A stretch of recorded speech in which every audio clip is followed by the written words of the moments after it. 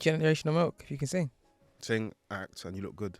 Real life. Do you know, yeah, It's I even with actually cock, didn't think she looked that good in the film. Nah, she was sexier in the film than in real life. I think she's sexy in real life. No, it's when she said, okay, relax, one of y'all, with the blood dripping down her mouth. No. She actually looks sexier as a That vampire. way, that's what got you. She looks sexier as a vampire. You're right. You're right. She's That sexier moment, that as exact a, moment, yeah. as a female vampire. That's For sure. insane. And that's when I realised I might be a bird. I told you this. You might be. What's It's a no, bird? I'll be getting onto you then, even sure. What's a bird? A Bisola. I knew that was coming. BB. PP. But no L. This feels like Always Sunny. I wish you guys watched Always Sunny Oh yeah, my bad. because they call Deandra a bird and she's the only girl in the gang. You guys need to watch Always Sunny. You'll find it really funny. I might do. Oh, that rhymed. You guys not seen Always Sunny? Scenes here and there, but not a whole episode. This weekend is about the eaters. They're real eaters, bro. About the eaters, man. Last episode, E-Man was like, oh, yeah, you lot don't talk about body counts. Psych.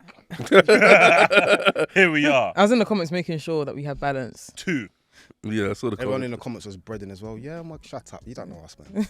Yeah, no. Yo, dude, man. Say the Glazer. You don't know us. Say the They listen Glazer. to the first 5 minutes of the pod. Like, the first 5 minutes of each episode is always a bit of a, you know. Yeah. It's always a bit of a crazy one. Manny was like to me, Gaz is going to be on to me today about this being the greatest film ever. Yeah, you Wait. made crazy comments. No, that's What, not crazy. what comment did I make? That was No crazy. comment he made was crazy. Why don't we like save them not beefing for like in the app though? Okay. Nah, I'm not like Sinners. I'm not even on beef. I'm beefing you today. You can't beef me. I'm beefing you today. My aim today is to trigger you. You can't. The cameras will see it. Just Because because we, Daredevil. just because we disagree, don't Yeah. trigger me. But I'm gonna make an effort. Okay. Yeah, I respect that. I I'm more respect that. twice as hard. I respect it. We are the post-credit scene Who's podcast. the best eater here? No, I'm joking. Go on. Well, I was going to raise my hand.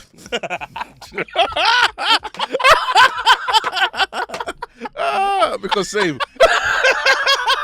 Twin, where have you been? Tap me in. We are the Triple post-credit threat. scene podcast, though. Yeah, we are. A 14HQ original, lovers of film, TV, and theatre, and sinners. We are all sinners today. Yes, sir.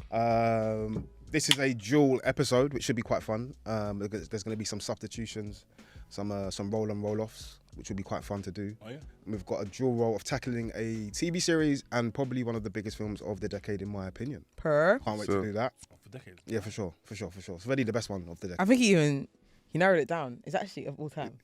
No, that was crazy. It's already the best of the decade. Yeah. It's my number one. And I hate to say that because I love the Batman, but yeah, man. It's my top 2. I think it might be better. That I need to think about that one. Decade, as in from 2020s. Yeah. Even we could actually go as far back as 2015, to be honest. Yeah, Or we can go from the year 2000. As we if can go from the start of films. Do you know what? Yeah. Do you know what? We could. We could. But here's the thing that's annoying me. Yeah. Everyone keep giving their reviews and they keep going, oh, I don't know if it's as good as Infinity War. And it's putting me in a really bad Infinity War and Endgame. I'm like, Yeah, Endgame is brazy. guys are saying things that have never been said before. It's nowhere near as good as it. Nowhere near as good as what? As both of those films. Yeah, Insanity. Anyway, guys. But I wouldn't expect anything less. Infinity War, I could give like Yeah, some Infinity- yeah. credence to. Endgame? Some credence. Endgame? Some credence. Endgame isn't even a serious conversation. Endgame? Nah, bro. We're not being I'm serious. sorry, bro. That's Endgame is great for different reasons. No, Just for Endgame different is reasons. a really good film. Different These reasons. aren't bad movies. Sinners is just better. That's what it is. Yeah, without doubt. Infinity War, I hear it. I'll be like, I don't think I agree, but I need to sit on that. But I hear it. But Endgame, I'm not hearing it. You know, you don't agree. Trust me. If you have to sit on it like that, you don't have to. let's get into some introductions. I'm gonna start with Kiz. Well, go on. So we started introing him on the phone. Yeah, why not? Fuck it. Yeah, well, what's the problem? I'm I'm sick. Fight back! I'm seeing a pattern here. Like I don't like. I'm this. sick and tired of your. I said, what's your problem? I asked one It's gonna question. racist. The thing is, I can't call anyone Oh my racist. god, that's so funny. The time. Jason, how'd you do, sir? I'm all good. Anna's behind the cams. Shout out to Anna's in the building. Yes, Jeez, yes, Ben, Ben, Ben. And the hosts for today. Yes, sir. Annie, Yes, my guy. how are you feeling as we speak before we get into this pod? I am feeling great, excited to talk about one of the greatest films that I've ever watched. Correct. excited to talk about with my fellow sinners. If you were one of the 7 deadly sins, what sin would you be? Gluttony. No. Real life. That's the most honest answer I've ever heard from someone. Yeah. What are the 7 deadly Greed. sins again? Gluttony, pride, lust, sloth, greed, wrath. I feel like I'm missing one. What is wrath? Wrath is like anger, And you're just. So it's wrath, but yeah. wrath. Okay. Thank you. I feel like I'm missing one, but yeah. Kids. Envy, that's the one. I would say. Actually, everyone go first. I'll say what mine is. I went. Oh, you're lost. I mean, could have told you that. Oh, I don't want to be gluttony. Maybe no. Pride. Nah. I'd probably say pride. For me. Me.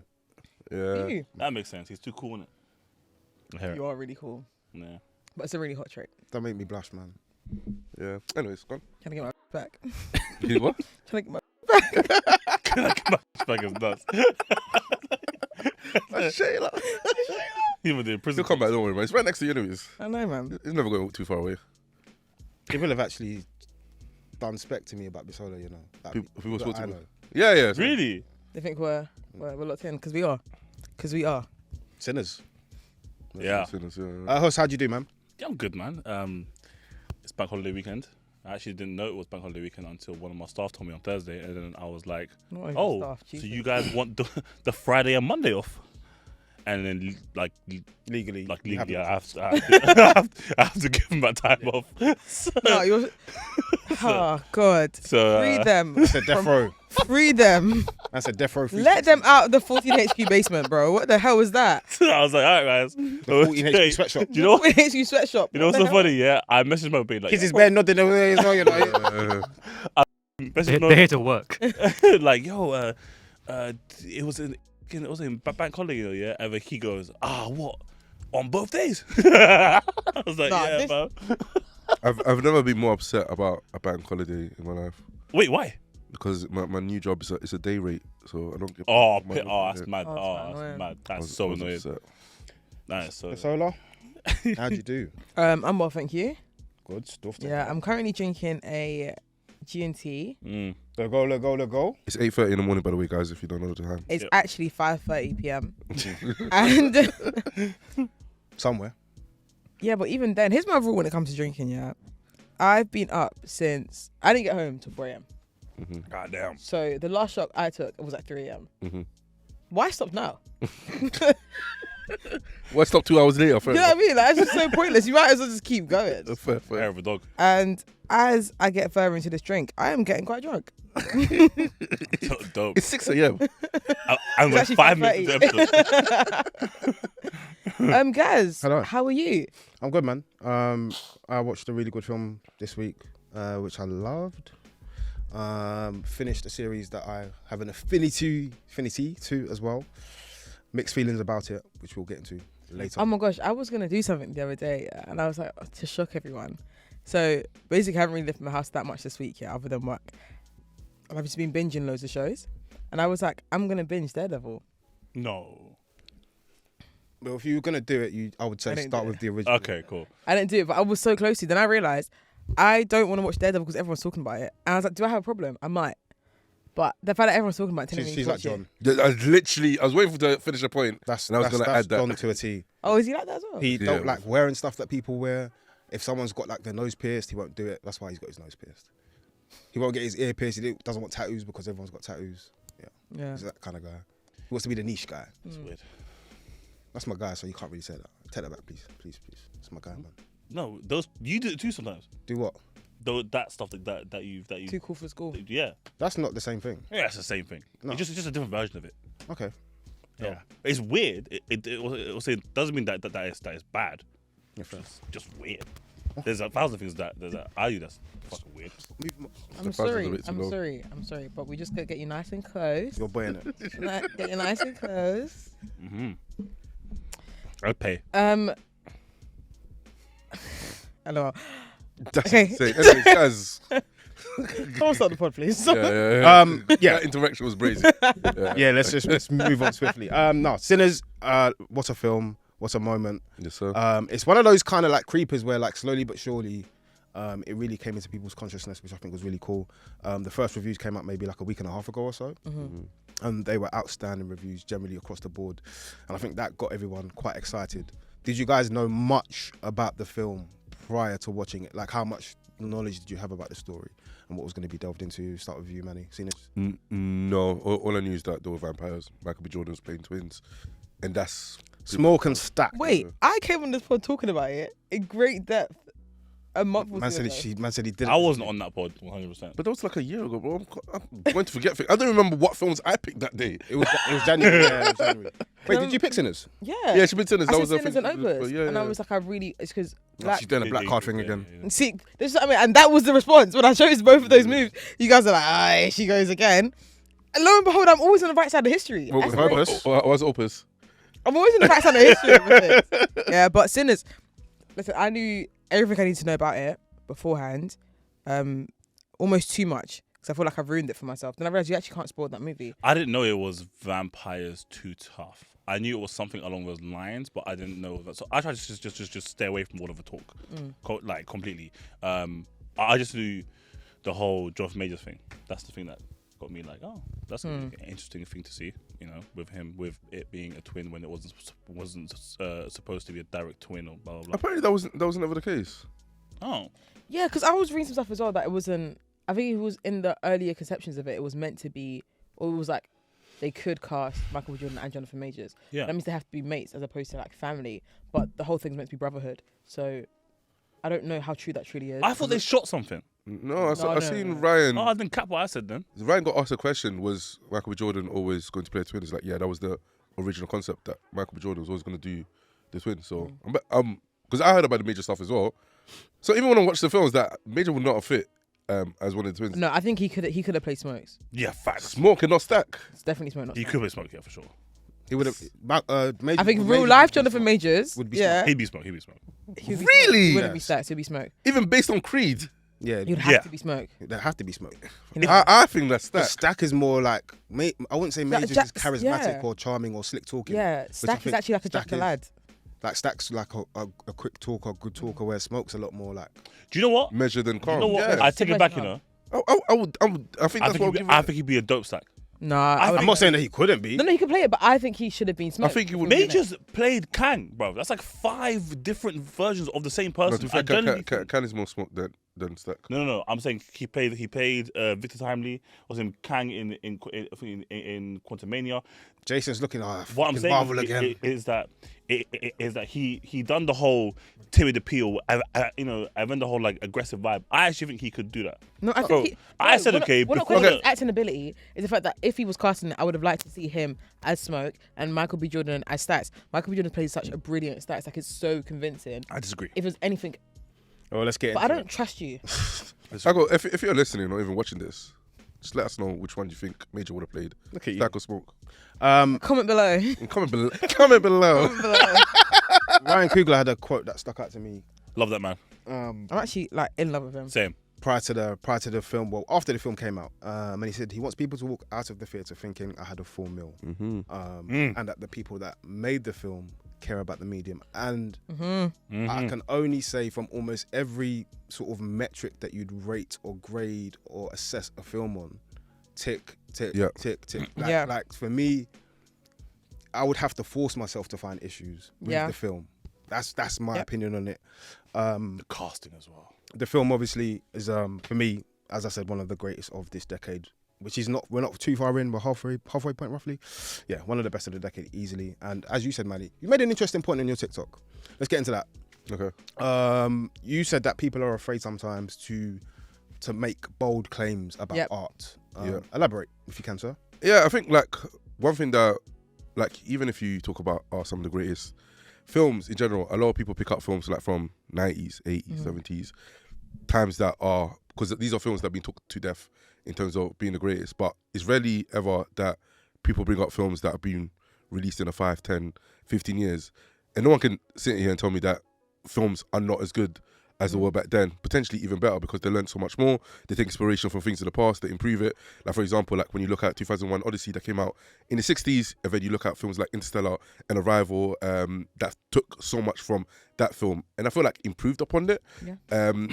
I think it's okay to come out a film and think this is better than things that have in the same genre that have been done in the past. Yeah. Of course. Not necessarily because this one creator or this one director and writer are just these Marvels are creating stories, which Ryan Coogler is, but they take so much inspiration from other things in the past and improve upon them. And I think that does make the piece of art a bit better. I don't necessarily think that we need to sit for not just films but art in general and be like, oh yeah, we have to wait X amount of time for about art. It's too soon to say this is great.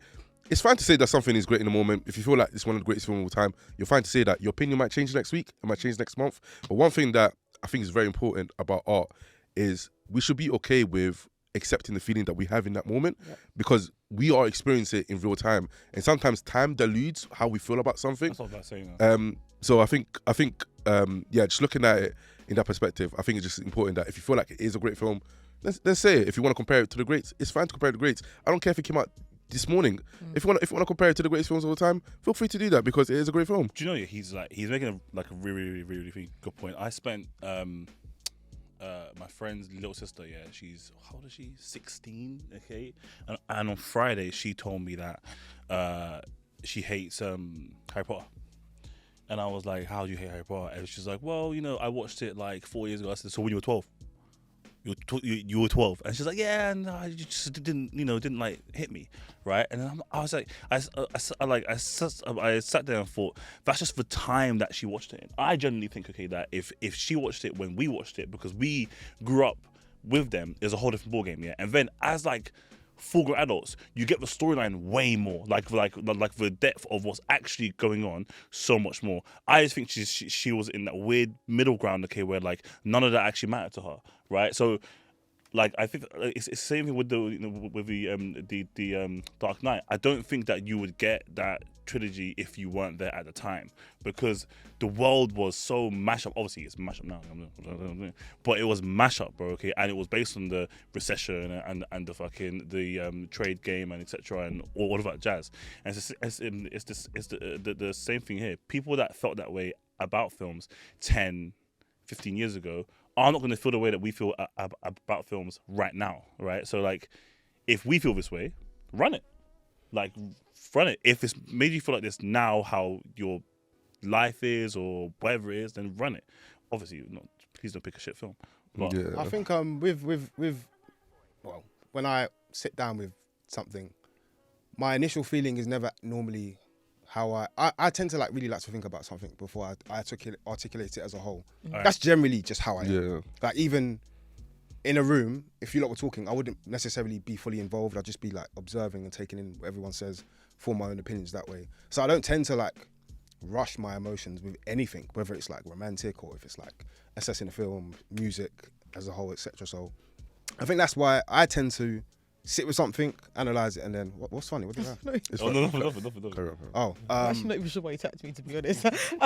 oh yeah. Why did he tap you? He said the romantic, and I just tapped. That was it. Okay. Oh. Yeah, I tend to sit with stuff before I Yeah. really deep dive into it. Even like with reviews, for the most part, when I do reviews, like I give myself a bit of time to like really. But that's because I'm a bit more like, I like to like really dive deep into things. So. I'm quite reactionary when I shows and films, and this is the first film that it took me 7 days to actually like even go on the internet and be like, hey guys, I loved it.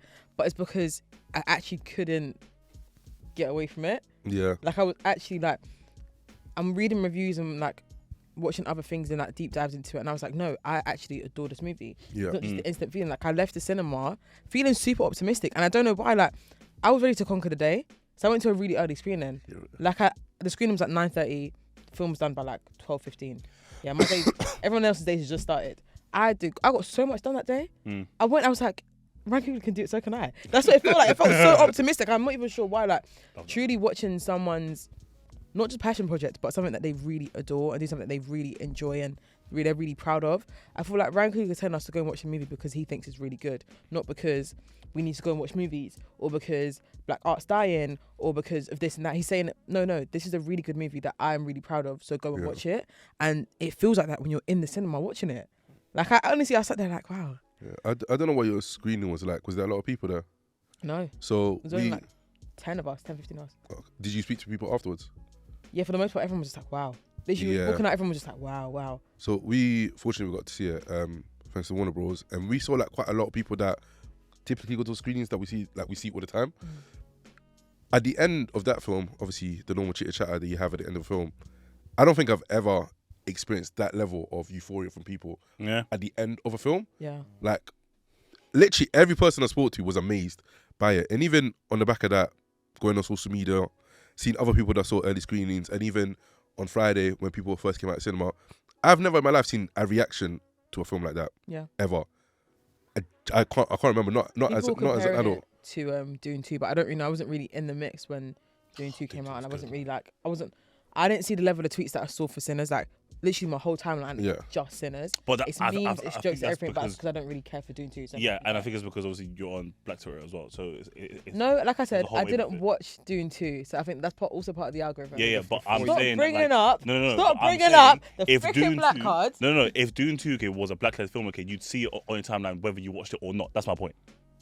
No, I saw a bit of it, but not enough. Exactly, but that's my point as to why you. Also, I'm engaging. I mean, you're kind of tweets. both saying the same thing. Yeah, but I want him to because he's not going to bring up the whole because you're on Black Twitter. That's just. Yeah, we're all on Black Twitter. I see everything about Dune 2.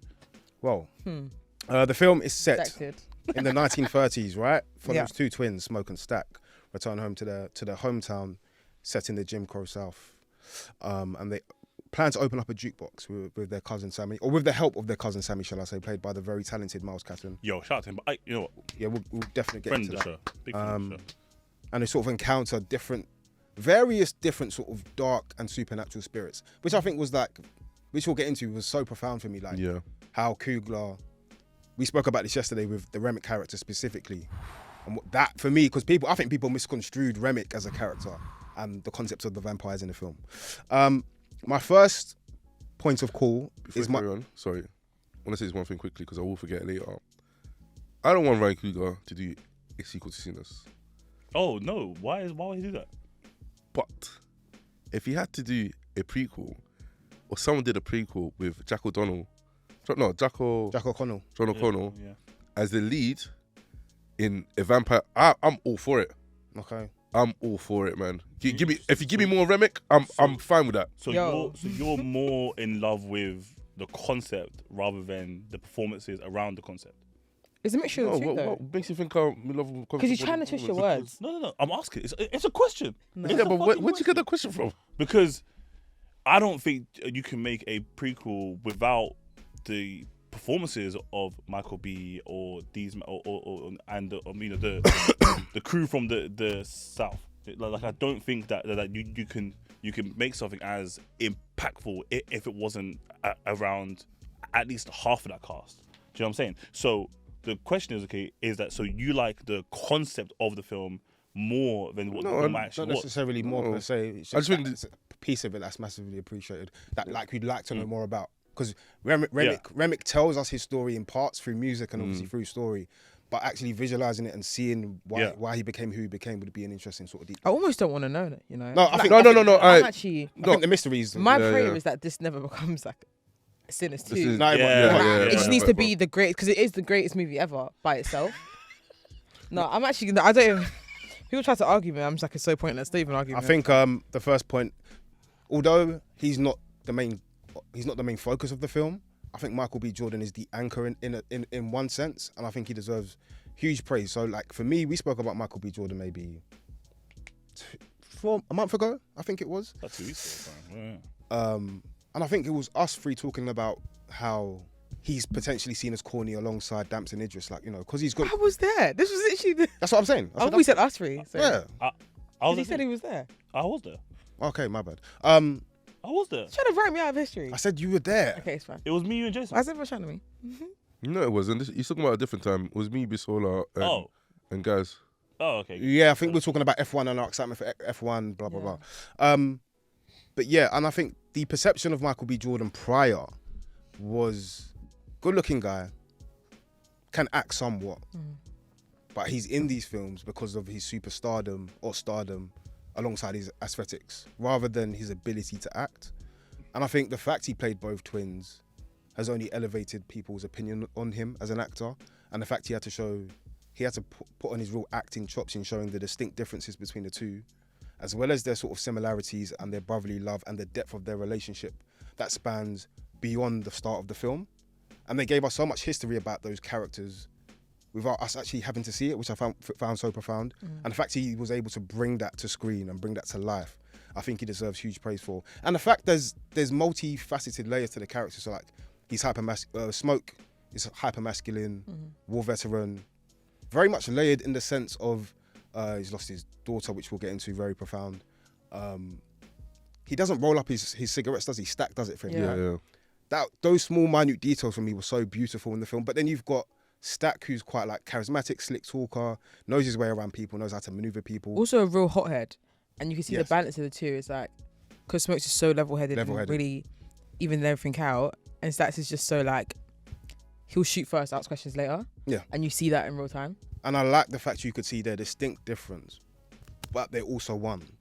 And that carries throughout the film. What did you guys think about Mr. MB? Do you know what? I will say this, yeah. I think Michael B. Jordan is a really good actor, and I think we all know he's a good actor, and he is a big star. I don't think he's ever had, recently anyway for me, I don't feel like there's been a role for him that seems like it's really challenging in terms of acting. I feel like all his roles have been like physically challenging. So like he has to get into really good shape, or he has to do stuff like that, as opposed to like act his ass off. And I feel like this was an example of me feeling like he is really acting. I think the Creed films and Fruitvale Station, but the Creed films have those in layers, like they're undercurrents, but they're not the main necessarily focus for viewers of the film because it's a boxing film. I think that's truly what it is. But for me, like even those boxing films, sport films need to have a layer of story, of turmoil, of struggle, of triumph to make those sport films great. And I think he actually brings those, but people don't necessarily maybe always understand or see it. I do want to cut in there a see. little bit, just real quick as well, because I do think Coogler, what he does so well is get the best out of Michael B. Jordan. Every film that he goes in. So I do think Coogler Manny does doesn't get. agree with Black Panther, to be fair. Well, look, No, I think. Well, okay, so that's a do you know, different. yeah, You didn't like Killmonger, did you? Do you know, yeah? didn't like Up until Sorry. yeah, that's I think prior to this year, his best acting performance was Fruitvale, Fruitvale Station, yeah. and then second was Killmonger, and then this, in my opinion. Okay. What you think this is? Sorry. This is not first. I'm saying, okay. But sorry. but I think up until this point, I kind of agree with your point, Bisola, but I think he was a great scene partner. I don't think he took like dramatic lead in most of his films. Like in Creed 3 is good, okay, because Jonathan Majors makes him good. I'm so sorry. Like no matter what like anyone says, okay. I wouldn't agree with makes him good. Yeah, I He think makes him better. I think they bring out the best in each other, but I don't think he made him good. Well, he made him. I would lean better towards. than the I would last lean towards the point you made about they brought that. Was you? I said it. Yeah. Brought the best. I would lean towards that rather than. That's yeah, fine. yeah. That's fine. But like, I think in this film though, yeah, I think it was all him. Like, I think, like dramatically, the comedy of it, the fear of it, the action of it, like every single part of him in this film was on show. Yeah. And I hope, okay, that in future films, he doesn't have to show everything. Just show me one of those things well every single time, right? And I think he, like I said, we know that he's a good actor, but this was a great performance, 100%. This is phenomenal. Miles Catton debut. Oh my! I love him. His voice is mad deep, fam. Bisola, you spoke to I him. did speak to him. Give us a bit of a deep dive as to how that was. I honestly adore him. Yeah. How old is he? I have no clue, but I feel like he's younger than me, so he's my child. He's really lovely, and he's like, obviously this is his acting debut, but he's like been on tour, done all that stuff around the world and stuff because he was on tour with her. Oh, okay. And that's how he actually got the role. I saw that. Yeah. He was So he got his a role. guitarist, right? Yeah, so he got his role because her was like, oh, by the way, like, this is happening. Like, I think you might be really good for this. And he was like, sure. Then he found out it's a Ryan Coogler movie, and he was like, I'm probably not going to get this. And Ryan Coogler was like, actually, I need someone like you. This is perfect. And he did say on set, it was like, remembering that he's amongst greats. Like, he has to be great. It can't be like can't do a shoddy performance. But it's him learning, like, he was practicing guitar like 5 hours a day, and he has to learn blues guitar just for this role. Yeah. So he could sing. And I guess if you can sing, you can sing, but I don't think singing for this role is the same as just singing normally. Yeah. Like, learning the blues for this and having honestly the best on-screen performance with just 5 minutes on screen is insane. Yeah. Him performing I Lied to You. There's somebody, I can't remember what the quote was verbatim, but someone said that how Michael B. Jordan as Dak and Smoke was like the lead of the film, while Miles' character Sammy was like the lead of the story. Yep. Because it was his like narrative and his what he did win the film essentially moved the narrative forward, especially with the vampires coming through. And the film starts off and ends with him. Ends with him, because like which obviously we knew that, right? That was gonna happen because obviously of the start of the film, it was a flashback, innit? Yeah, so we know, but we're not certain it's a flashback because we don't know until they say it's a flashback. That's why the jump scare 2 seconds in is actually terrifying because it looks like Satan. Yeah. When he's walking through the church and then it like switches to Ramic, yeah. I screamed so loudly. I was so embarrassed. I almost shot myself, guys. No, I hate horror so much, but like same. that happened. Like honestly, that happened while she's walking in, and then you're like, where's the story gonna go? You think he's a vampire, you think he's gonna hurt everyone, and then it turns out it's just a night gone wrong. What's the quote you just said? the something like Michael B. Jordan's the lead of the film, but Sammy is the lead of the story.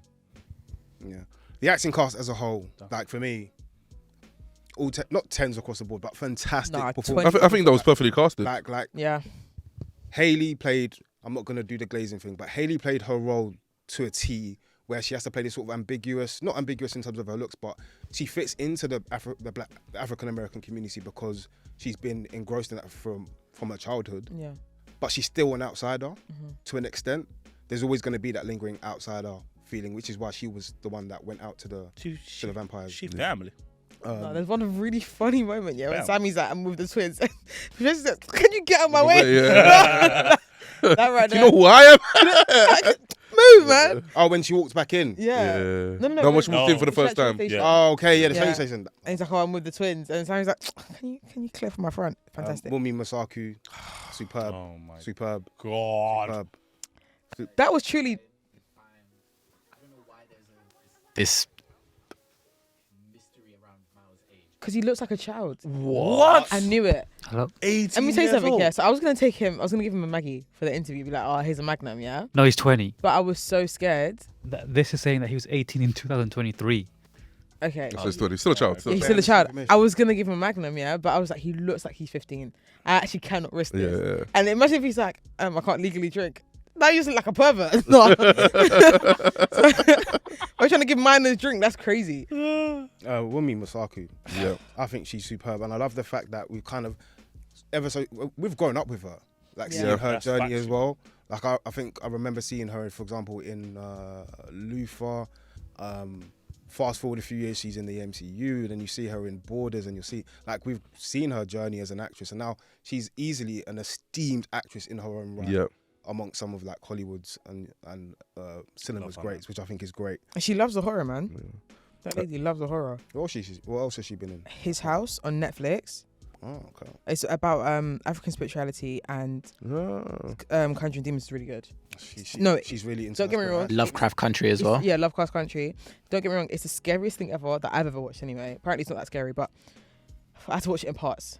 But it's really, really good. Like, watch it if you can. I think Wumi delivered the best line in the film as well. Sure. Your body remembers me. Oh, she cooked with that line. Your body remembers me is crazy. Yeah. They're having a good time. Yeah, good time. They set the pace for the good time. I know when Ryan wrote that, he was like, that's the one. I know he must have. Yeah. Let me tell you something, yeah. I actually hate sex scenes, except for this movie. Yeah, fair. You gotta let go of that hate, It was man. barely a sex scene though. No, it was sexy, man. There was a lot of sex scenes. This guy's a gooner. I He's a said not- gooner, man. Huh? Just eating You're so fuck, gooned out. each other's No, mouths. that stuff was calm. I'm saying like there's a pen shot to her grabbing his crotch. I don't think you Yeah, get it. That's the horniest. Yeah. Like, imagine the camera motion of just like, okay, now can we do that again, please? Yeah. All right, great. Like, she's slow mo grabbing his crotch. She was going ham. and she's Should've done this been me. as well. It should have been me, man. She did do this. Relax. She done this. Womi's, yeah. I Okay, think, man. If I say what, yeah. No, don't worry. yeah. Don't let them silence I know, you. I know. Don't let them silence you. Wumi, I actually hear it. hey, big mummy, man. Yeah. Shout out to woman. Did you say shout out to women? No, Wumi. Oh, But the cast as a whole, Jack O'Connor, which we'll save that for later because I think his story and Remic's story is so interesting to dive into. Omar Benson Miller, superb, played his role to a T. Delroy Lindo, comedic timing. That would have been our neighbour, guys, if he lived in the country still. He grew up in Jason, you wanted to say something about Delroy? I thought you had your mic up. I was just Oh. but Delroy, Steve Legend. I thought, This producer of ours, God give me strength. right, let's get into the looks of the aesthetics of the film. Manny, this is your bag, I think. It's Yeah. become your bag, at least anyway, in recent times. There's been a lot of talk about how to watch the film, whether you should watch it in IMAX or not, different types of screenings, Yeah. etc. Luckily, we got to see it in IMAX, not BFI IMAX, Yeah. per se. But we got to see it in IMAX and I got to appreciate the aspect ratio changes in Yeah. the film, as well as the use of colour in the film, which I Yeah. found to be beautiful. But this is your bag, so talk to us about your feelings about the use of colour firstly. Yeah, I think they did a great job. I think there's a video that I literally watched recently because it's something that I noticed that they use the colours red and blue quite often throughout. Like when they're at the change scene, there's nothing but blue in the background when you see, which kind of contradicts what Stack was wearing because he's wearing all red and was walking through the train station with blue in the background. And then there was a scene of Stack, Smoke, and Sammy where they're wearing red, blue and brown, and I don't know if that's more on a play in terms of the American flag, because the American flag is red, blue and white. Instead of having the white, they have the brown just to showcase the fact that Black Americans have actually built this country as well. There's also a scene with Bo and Grace right before, like when we get the montage of everyone getting ready to go to the Duke place. They have red and blue as well. I think Bo has blue and Grace has red, and then we get the final shot of the daughter that's wearing like a red top and a blue bottom. And I don't know if that's meant to signify something in terms of Bo and Grace, and also with Michael B. Jordan's Stack and Smoke. Somebody suggested that they might be showcasing the twin flame, because when Bo and Grace end up burning alive, it's showing like trying to showcase. Should we do like some sort of spoiler thing for everyone? I mean, does she know? But at this point, don't forget it. Hey guys, spoilers. I think I saw a video on that as well. Yeah, with the Spoilers ahead. with the internal flame. I think that's with symbolism. I haven't really dived into it, but outside of that, just the way that the film looked aesthetically with the colours and the way that the lighting for different skin tones, because obviously most of the cast is black, but all the skin tones are fairly different. But the lighting didn't really, I guess, make somebody look worse than the other. And sometimes that's fairly rare in big budget films, unfortunately. But I think the lighting definitely needs to be applauded. But yeah, I think aesthetically it was really good. Even the scenes with Remick when we first see him landing in front of the drops down, when it drops down such a gorgeous right in front of the clan family's house. It was just really well directed, and it's so funny because some films that are really well directed, where I'm like, oh, this shot is great, that shot is great, but because this film throughout was just consistently good, it's hard. It's hard for me to like, oh, this shot. Facts. When I was so engrossed in so many other aspects of the film, where in a weird way the cinematography and the directing was kind of lost in it because it was just consistently good. Yeah. It didn't like break, I guess, essentially break character for me to remember which scenes were better. But it's the Messi effect. It's just like you're so good, yeah, that it just becomes normal. Yeah. You know what I'm saying? Okay, but like it was for me. It was the first shot, man. The first shot of the whole film. Okay, I knew that it was a long day. I was like, this is going to be a fantastic film, yeah. But like from when he was when Sammy was like driving up, right, and the camera doesn't move. It just sits there, right, and then as soon as he kind of like turns that corner, it starts to move ever so slightly, okay, and then goes in, right, and then at the end of the film, they used a completely different shot. Yeah. Do you know what I'm saying? Okay, and it's because obviously and now it's not as smooth. It's so much more jiggly and rugged and stuff because now we've seen the whole journey, bro. Do you know what I mean? Okay, like I just think like this film made me fall in love with Ryan Coogler. And then I went back and I watched like he done a thing with Kodak, like a 15-minute thing, and then he done a thing with IMAX. Okay, and then he's like mini TED Talk thing. Yeah, I watched them all. Right, and the way that he doesn't just talk about this film, but talks about like cinema, right? And he he said this thing, okay, where he goes. So sometimes he hears the film before he can see it, right? And then like seeing like the script and the sound and the score, and we haven't gotten to the score yet, bro. Oh my days, bro. Yeah, but like it helps him kind of build like a wider picture, and at times, okay, you can tell like the perfection and the kind of like the awkwardness of some like scenes, and it's just beautiful, bro. Like he's incredible. And how old is he? He's like 42 or something, bro. 38. He's 38. But I think interestingly, like the purpose of like the aspect ratio changes is to like again tell you a story about what's happening and like and to make you feel the vast nature, for example, of Mississippi, and to make you feel how grand and vast it is. But then when you're in the jukebox, in the barn with them, it's so tight and enclosed. Personal, yeah. And it's personal to him because it's partly his story and his family story, and it's personal to these characters and how music is personal to people and how music makes people feel. And I think that was beautifully intertwined into like one vision for the film, and I loved it. One shot that I want to quickly talk about was the shot where we first meet Grace and Lisa. Goes from her dad's store, walks to her mum's store, and comes back. One reason why I love that shot so much is not because it was just focused on Lisa, then focused on Grace, all in one shot. It's also that highlighted the community within that area there. And I think that's probably one of my favorite shots of the film. Interestingly, with Bo and Grace, how they're part of the African American community, but they own stores and they own 2 different stores across the road from each other. And I think it shows how within the world that we live in today, and more so back then, there's still hierarchy. There's still structures in place where certain people in certain communities can benefit and live and can share money within their community, and some couldn't. And the African American community couldn't do that. But also what it really does show is that Ryan truly cares about this film because it's so well researched, because that's actually accurate. There was a huge Chinese population in that part of the South, that they were heavily engrossed in the community at that time, so they were owning stores, they were wealth, they were part of it. And it's almost like we overlook it, because when we tell black stories in the 30s, in the 20s, in whatever, we're so heavily focused on slavery, XYZ, and just injustice that we forget that there's pockets of happiness. Don't know if that's the right thing to say, but there's moments of like community. Yeah. It's like regular everyday life. So that's so overlooked that we forget that. How could it only be black people in America? Black people weren't doing great things, so of course it can't have just been black people. Do you know what I mean? Statistically, it just doesn't make any sense. So I really like. She did fuck up though.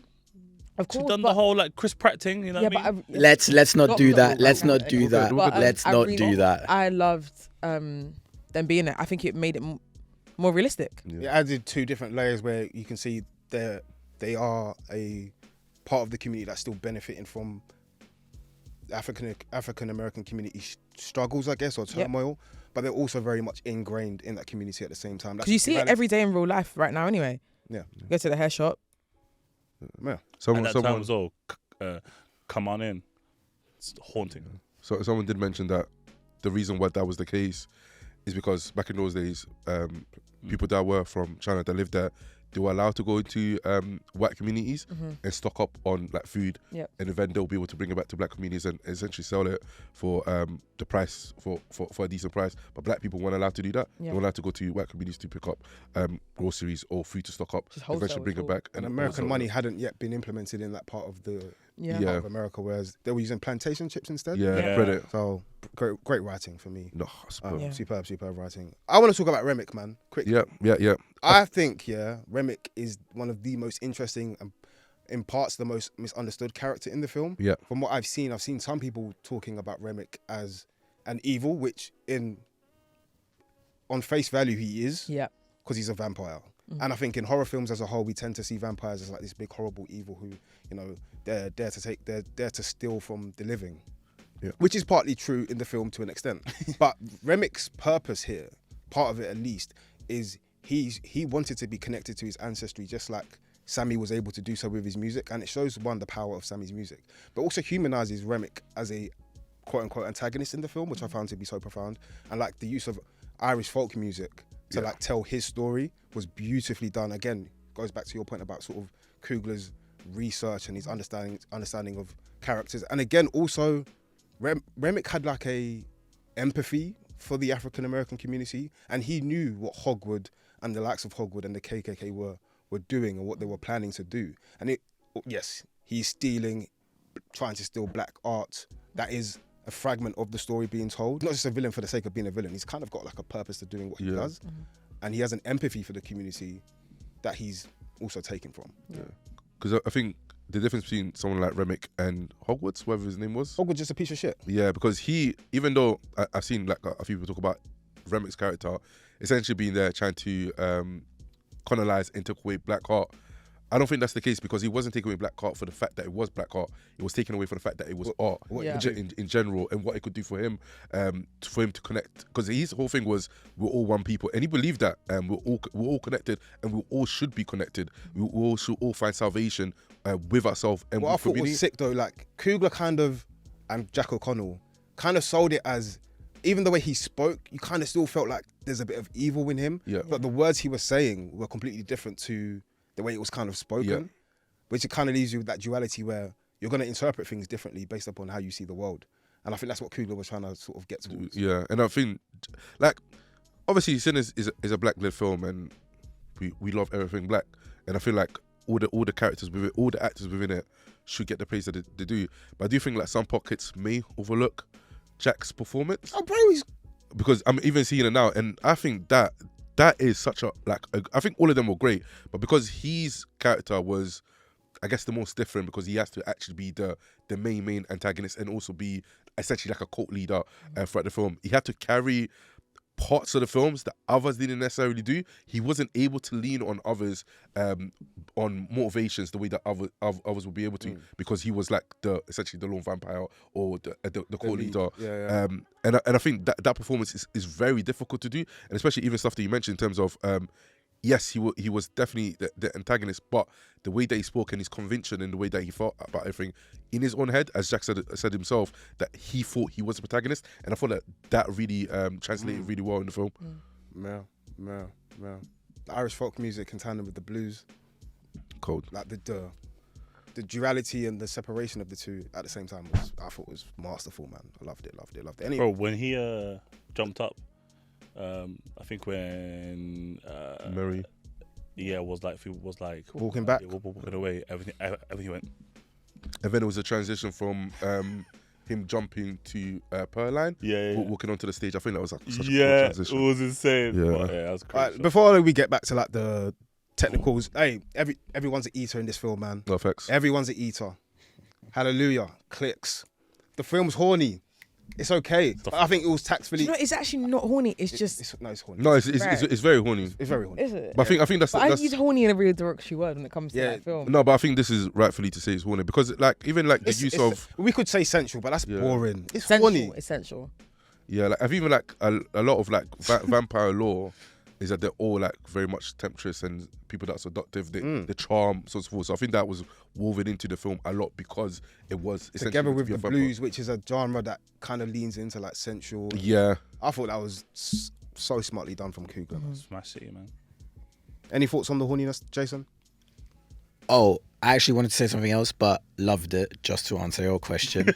But the religious aspect of the blues as well, because back then the blues were kind of like you see it with Sammy's dad. He's like, yo, leave the music behind. You're going to bring the devil and whatnot. And I really love how, especially now, you can get it these days as well, where a lot of, black communities within our musical greats throughout history, within the church community, they've always been ostracized and whatnot. And I really do like that part of the film as well, and how much they touch on it. So like it goes back to your points. Coogler's research is fucking insane, but at the same time, it's like the whole like guitar thing reminded me of Piano Lesson. I was gonna get there. I was actually gonna go. I was gonna go a whole tangent. Eat. I was gonna get there. Just I haven't felt this way about a music-based film because this, honestly, to me, this is a music-based film. Yeah. Oh yeah. Since Piano Lesson, and there is something about black horrors that talk about ancestry and the power of music. Yeah, That's super duper important. it's so important. And the way they talk about black music and the way they talk about music full stop is that it has a power to just separate us from the world we know in front of us. And it taps so heavily into African spirituality. So it's like on the plantations when they're given like the white Bible or like the slave Bible, where it's like, this is the version of the Bible that you can listen to because I want you guys to basically obey the whites. Yeah. But the fact that you can do all these things and still tap into something that we can't see, we can't understand. Yeah. Now, the Piano Lesson, Yeah. the exact moment I felt like that was when the juke joint was on fire. Yeah. And Ramek's standing outside, and that shot where they're just like, and Miles is like, he's singing, like he's really far into the song. Yeah. And he's like, he's really high pitched at this point. Mhm. Yeah. And the shot just goes back, and you just see it's like the evil watching, and just feels like hell. Yeah. Honest to God, one of the greatest things ever. Yeah, it was dope. Quickly touch on Jason's point. Like back then, they used to call blues music the devil's music, Yeah. and we did get quite a lot of music and religion essentially being parallel. Yeah. Essentially, what Delta Slim says to Sammy right before he gets into his solo in a 5-minute run, saying that even what before that, even what Remick says to Sammy, saying that when he tries to recite the Bible, and he says, the men that brought this to us stole my father's land. And what Delta Slim says is that they gave us religion, but the blues, we had it, we brought it with us. So seeing how we connect through music, and obviously we get the scene from it. But the music, in a sense, can be avoided. I think the film tactfully handled that sort of sensual. Firstly, it's a film for adults. Don't get me wrong, kids, young teenagers might be able to watch it as well, but it's a film for adults. And I think the film is telling the story of like music, joy, love, togetherness, sensual feelings and habits and urges are normal. And your point about the vampires being temptresses and seductive as well, I thought that was all intertwined, like very much organically. It didn't feel put into the film for the sake of having a sex scene. But it didn't feel like Ryan had his cock out writing it. It just felt like he was writing something, and it was like, this actually makes sense. And that's why. So even the Annie scene with Smoke, that was them reuniting after years, and you can already feel the tension between the two before they actually engage in the intercourse with each other. Like you could feel that there was a resistance, but also like a very much yearning for each other. There's a longing there, yeah. That's the love of his. I think they truly love each other. They're husband and wife. You can feel the tension between Mary and Stack. Mary's clearly infatuated and in love with Stack, but obviously she's been forced to marry this white man for the sake of her safety. But she's yearning to be part of the community that she's always sort of like known and loved, which I found to be. And obviously my boy Sammy, you get me? The real eater. my boy Sammy. Just let me wash up first. I'm gonna taste your day. Don't do that. He said no. He said no. Oh, see it now. The score. Okay. Before we get to the score, there's something I want to quickly touch on. I don't know how true this is, but I believe that Ryan Coogler purposely weaved in the 7 deadly sins within Sinners to highlight that there's a different character that fits the 7 deadly sins that got them into the barn that eventually held their demise. I feel like each character follows that. Like Cornbread follows the sloth in terms of like he pushed away his responsibilities and went off to take a piss, and essentially it's like a showcase of laziness.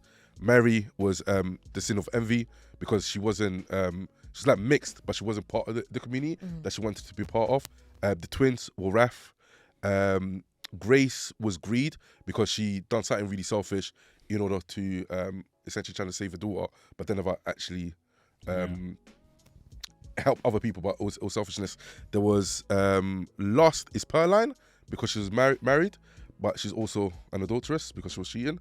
That was Lost. And I think Gluttony is Slim because he's only there because of the alcohol, man. The alcohol. Irish beer, man. Yeah. Irish beer me up, dog. And pride, they say that pride is the root of all sins.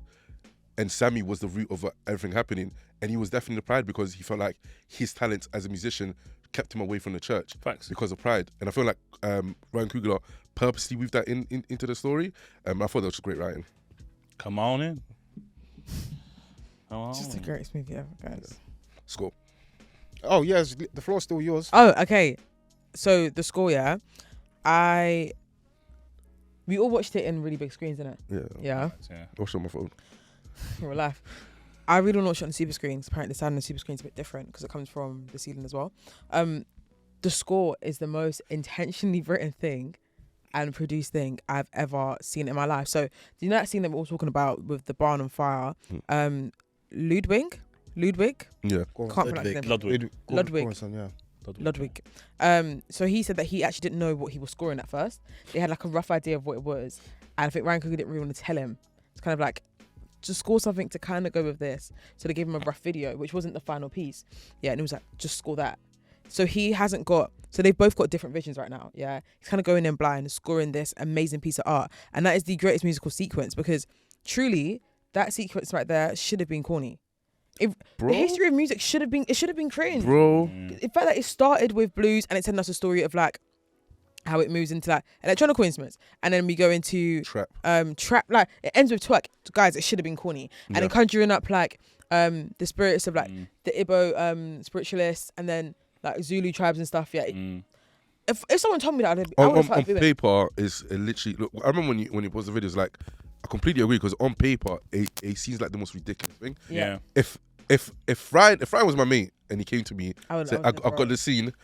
He'll be in the interview 10 years later. It's like, yeah, the haters. So Yeah, I was that hater because that would have sounded so ass cheeks to me. But I guess that goes to his genius and his vision in terms of like, not everyone's gonna see what you see in a film. And honestly, watching that is, I don't think exaggeration when I said that is probably my favorite scene that I've ever seen in the cinema. And that's I think the most You're not enjoyable, wrong. like almost brought me to tears. Can't lie to you. Yes. Almost brought me to tears. Correct. Watching Sammy, first of all, the song slaps. Oh, The God. song was slap, and I feel like even outside of the scene, the song is so much about his character. And one thing that Ryan done really well throughout the film, he never held our hand in trying to explain or give expeditions. Is like you should just really know. We don't need a deep dive to understand that Sammy has a dad that wants him to be a preacher, but really and truly he just wants to play the blues. We don't need a 10-minute monologue or a conversation. Like we know that through the interaction that he's been having, and through the whole scene and the music saying, "Oh, Dad, I lied to you. I love the blues." It just hit it hit home for me in terms of who he was as a character and what he personally represented. And then for us to get from that and in the scene from seeing the guy come out with the electric guitar out of nowhere, it did not feel out of place, not even one bit. Ooh. But it should have. And then we see I don't know what the dancers are called, but from the dancers from China with the white makeup on the back of seeing Bo and Grace getting up to dance. And because I watched the film twice, every time, both times I watch it, I'm picking up different things from the film. Like literally, just not like. You can't point me to a scene and tell me 100% that is a better scene because like it's just so well put together. Literally lost for words. I was lost for words when I watched it. Even the second time was even better for me for the second time round. They did a really, I think, Autumn, the cinematographer. Okay. She did an interview with Indie while she was on a podcast, basically breaking down how they shot the scene. Yeah, no, they were very intentional. So the aim wasn't to kind of focus on each thing. The narrator's kind of telling you the journey of music and how it goes through things, but the scene is meant to feel like the wider depiction of music as a whole.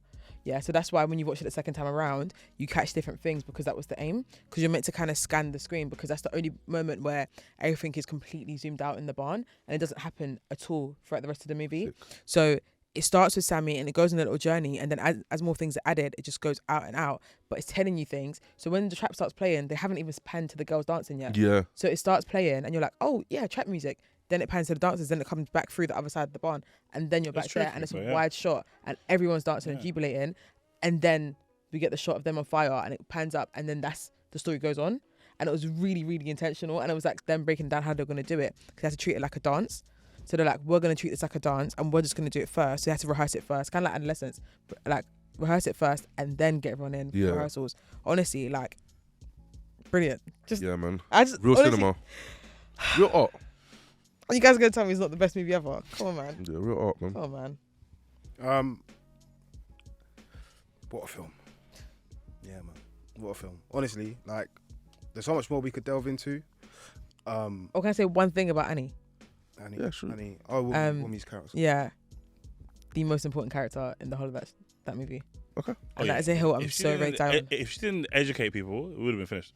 Yeah, she truly was so important. I spoke about it on my TikTok, but about I just really love black women, full stop. But I really love black women in roles that are usually stigmatized. She's a witch, and it's so clear she's a witch, and it's not a problem. It's just a fact. Yeah, so it's like, don't you have some magic to get out of this? Like don't you know? Like basically, just like a, come on, aren't you meant to be helping us? And then you brought the point up when spoiler, when Smoke has to kill her, yeah, and like all of the other vampires suddenly have emotion now. Yeah. They're all screaming no, but it's like she's that important. Yeah. That if they got her, they might have actually just left after that. Yeah. They could have just got her and it's like, oh, job's done. Like she was so important to this. Mary And- particularly yeah. was very much. She was painful. She ran away. Yeah. Like she was just like, I'm not even trying to eat anything else tonight. I'm on the run. Yeah. Yeah. And it was like, it was so painful. And then her looking at Smoke to being like, I can see your soul. Just take my soul. And I was like, oh my goodness. Wait. You're absolutely right. So when they ate up Annie, that man screamed, didn't it? Yeah, Yeah. it was a big problem. Like when, and it's Smoke's being like, I really don't want to kill my wife, but I made an agreement that I'm gonna. Yeah. And then them reuniting at the end. Oh and my he goodness. he takes off the pouch. Yeah, beautiful, right? No, but it's just like it's him bouncing between the afterlife And and be like, body Shot my man. but also be like, give me my child. But But those two moments kind of just showed you how good Michael B. Jordan was in the film. The seamless switch between action, vengeance, pain, and a thirst for vengeance, as I said, towards Vulnerability. longing, family, vulnerability, empathy, feeling and love for the people that you care about the most. And the fact that one of the core scenes of the film is when he lays down the flowers before he even visits before he even visits Annie. And that scene at the end, the two scenes are beautifully like merged together. Although they're so far apart in the film, they still tell one story. And beautiful. Yeah, loved it. I just love this movie so much. No, man. I'm saying, man. And I also loved the agreement that Smoke and Stack would have had between each other. Yeah. You see, before Thingy dies, Stack dies. Okay, not Stack. Yeah, no. Smoke. Yeah. No. You see when he's trying to not kill his brother, but Yeah. But there's a point here where like he tries to bite him and he's got a clear shot, right? And then like there's like a small. There's something on his neck. Yeah. He had the Pouch. Yeah. black thing, right? Okay, cool, sick. So then why does he then take it off like a scene later? It wasn't a scene. No, he takes it off at the He end. takes off at the end when Yeah. he's about because he's He's about to go. He wants to go. He wants to go back to his over. family. He wants to cross over to his family. So he needs to take that off because that's protecting him. that was Oh, that was the whole witchcraft element of it. Yeah. genius. Yeah, I love that. And that moment was just like, oh, it's just him relinquishing the power, being like, I don't care anymore. I want my family. That's dope. Especially when you consider the way we kind of might have perceived him at the start of the film, like very much stern, reluctant. But to see him finally like give up life, because he's been fighting his own entire life. Yeah, but why is he raw rare and Stax isn't? No, they both They're are. both are. Are you sure? Yeah. That doesn't give front line. Smoke's just a better killer. Yeah.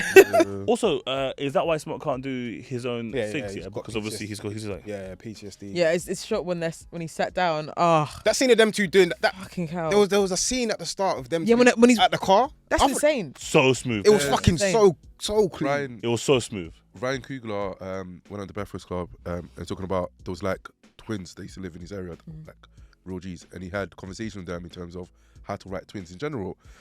They so he was hanging around with them bare times. One time they came to his house and they both sat down on a sofa next to each other, and then he asked them, "Do you guys like do this on purpose? Do you guys like stand next to each other on purpose for my sake?" He goes, "Yeah, because when us two are not in the same room and people see both of us like in a small piece of time, they freak out." So what Cougar wrote into the film was that when Smoke and Stack feel like threatened a little, he understands why we get identical twins. It scientifically hasn't been proven as to why we actually get identical twins. It freaks people out, like in general, to be able to see the exact same face and not be the same person. So when they split, it's like to make other people nervous, and I thought that's such a wavy thing to write. And it did. It shook. Yeah. Yeah, It's because a piece of shit, and I right? think it's him just stood behind him, and obviously everyone was like strapped up as well, which makes it worse. But it's just the way it's done. It's like and then you see the grill shining. Yeah. But the way they Remick into his knowledge of Hogwood and what the KKK were on, man. Yeah. Man. Do you know what I've really loved is them being like, the KKK doesn't exist. I loved that moment so much. And again, Ryan Coogler, my leader. But him just being like, it's so well researched, because at that time they were trying to gaslight everyone and being like, yeah, racism, what do you mean? We had you on plantations, but we don't hate you for real. Yeah. Like, I know it was only last week. you're but come free on. for real. Come on now. Like, You've got a Bible. yeah, do you know what I mean? You got a Bible, and we gave you plantation chips. And we give you some credits, yeah. Come On. on, And I man. Come think on now, Chelsea. Chelsea, come on now. And it was perfect. It was just like, this is amazing, and it's really adds to it. It's like that level of gaslighting, and being like, yeah, of course we'll sell it to you because you got You can bread. have a drink. Yeah. You can almost buy your way out of racism, and I think that was a really great touch. Like, yeah, you can escape racism as long as you escape like the class system. And it was like still a nigga. Not today. And that was really, really good. Let's give some scores for the film. 10. Oh, also shout out the Indigenous Sorry, for the traffic scores as as well. I was going Do it letterbox styles, just so I can make notes of them, please. Oh, So out of I 5. can't do it out of 5, man. 10. It's the same thing. No, I can't. I can't. You just do 5 and 10. No. I'll Just do the exchange rate when you Okay, I'll do the exchange. do the exchange rate. Sorry, bro. If it was on Letterboxd, I would give it 10 out of 5. Okay. Okay, so 5 out. Do you know on my letterbox, I gave it 4.5. Would you ever give Thinks- any movie a 5? I think it's a 5.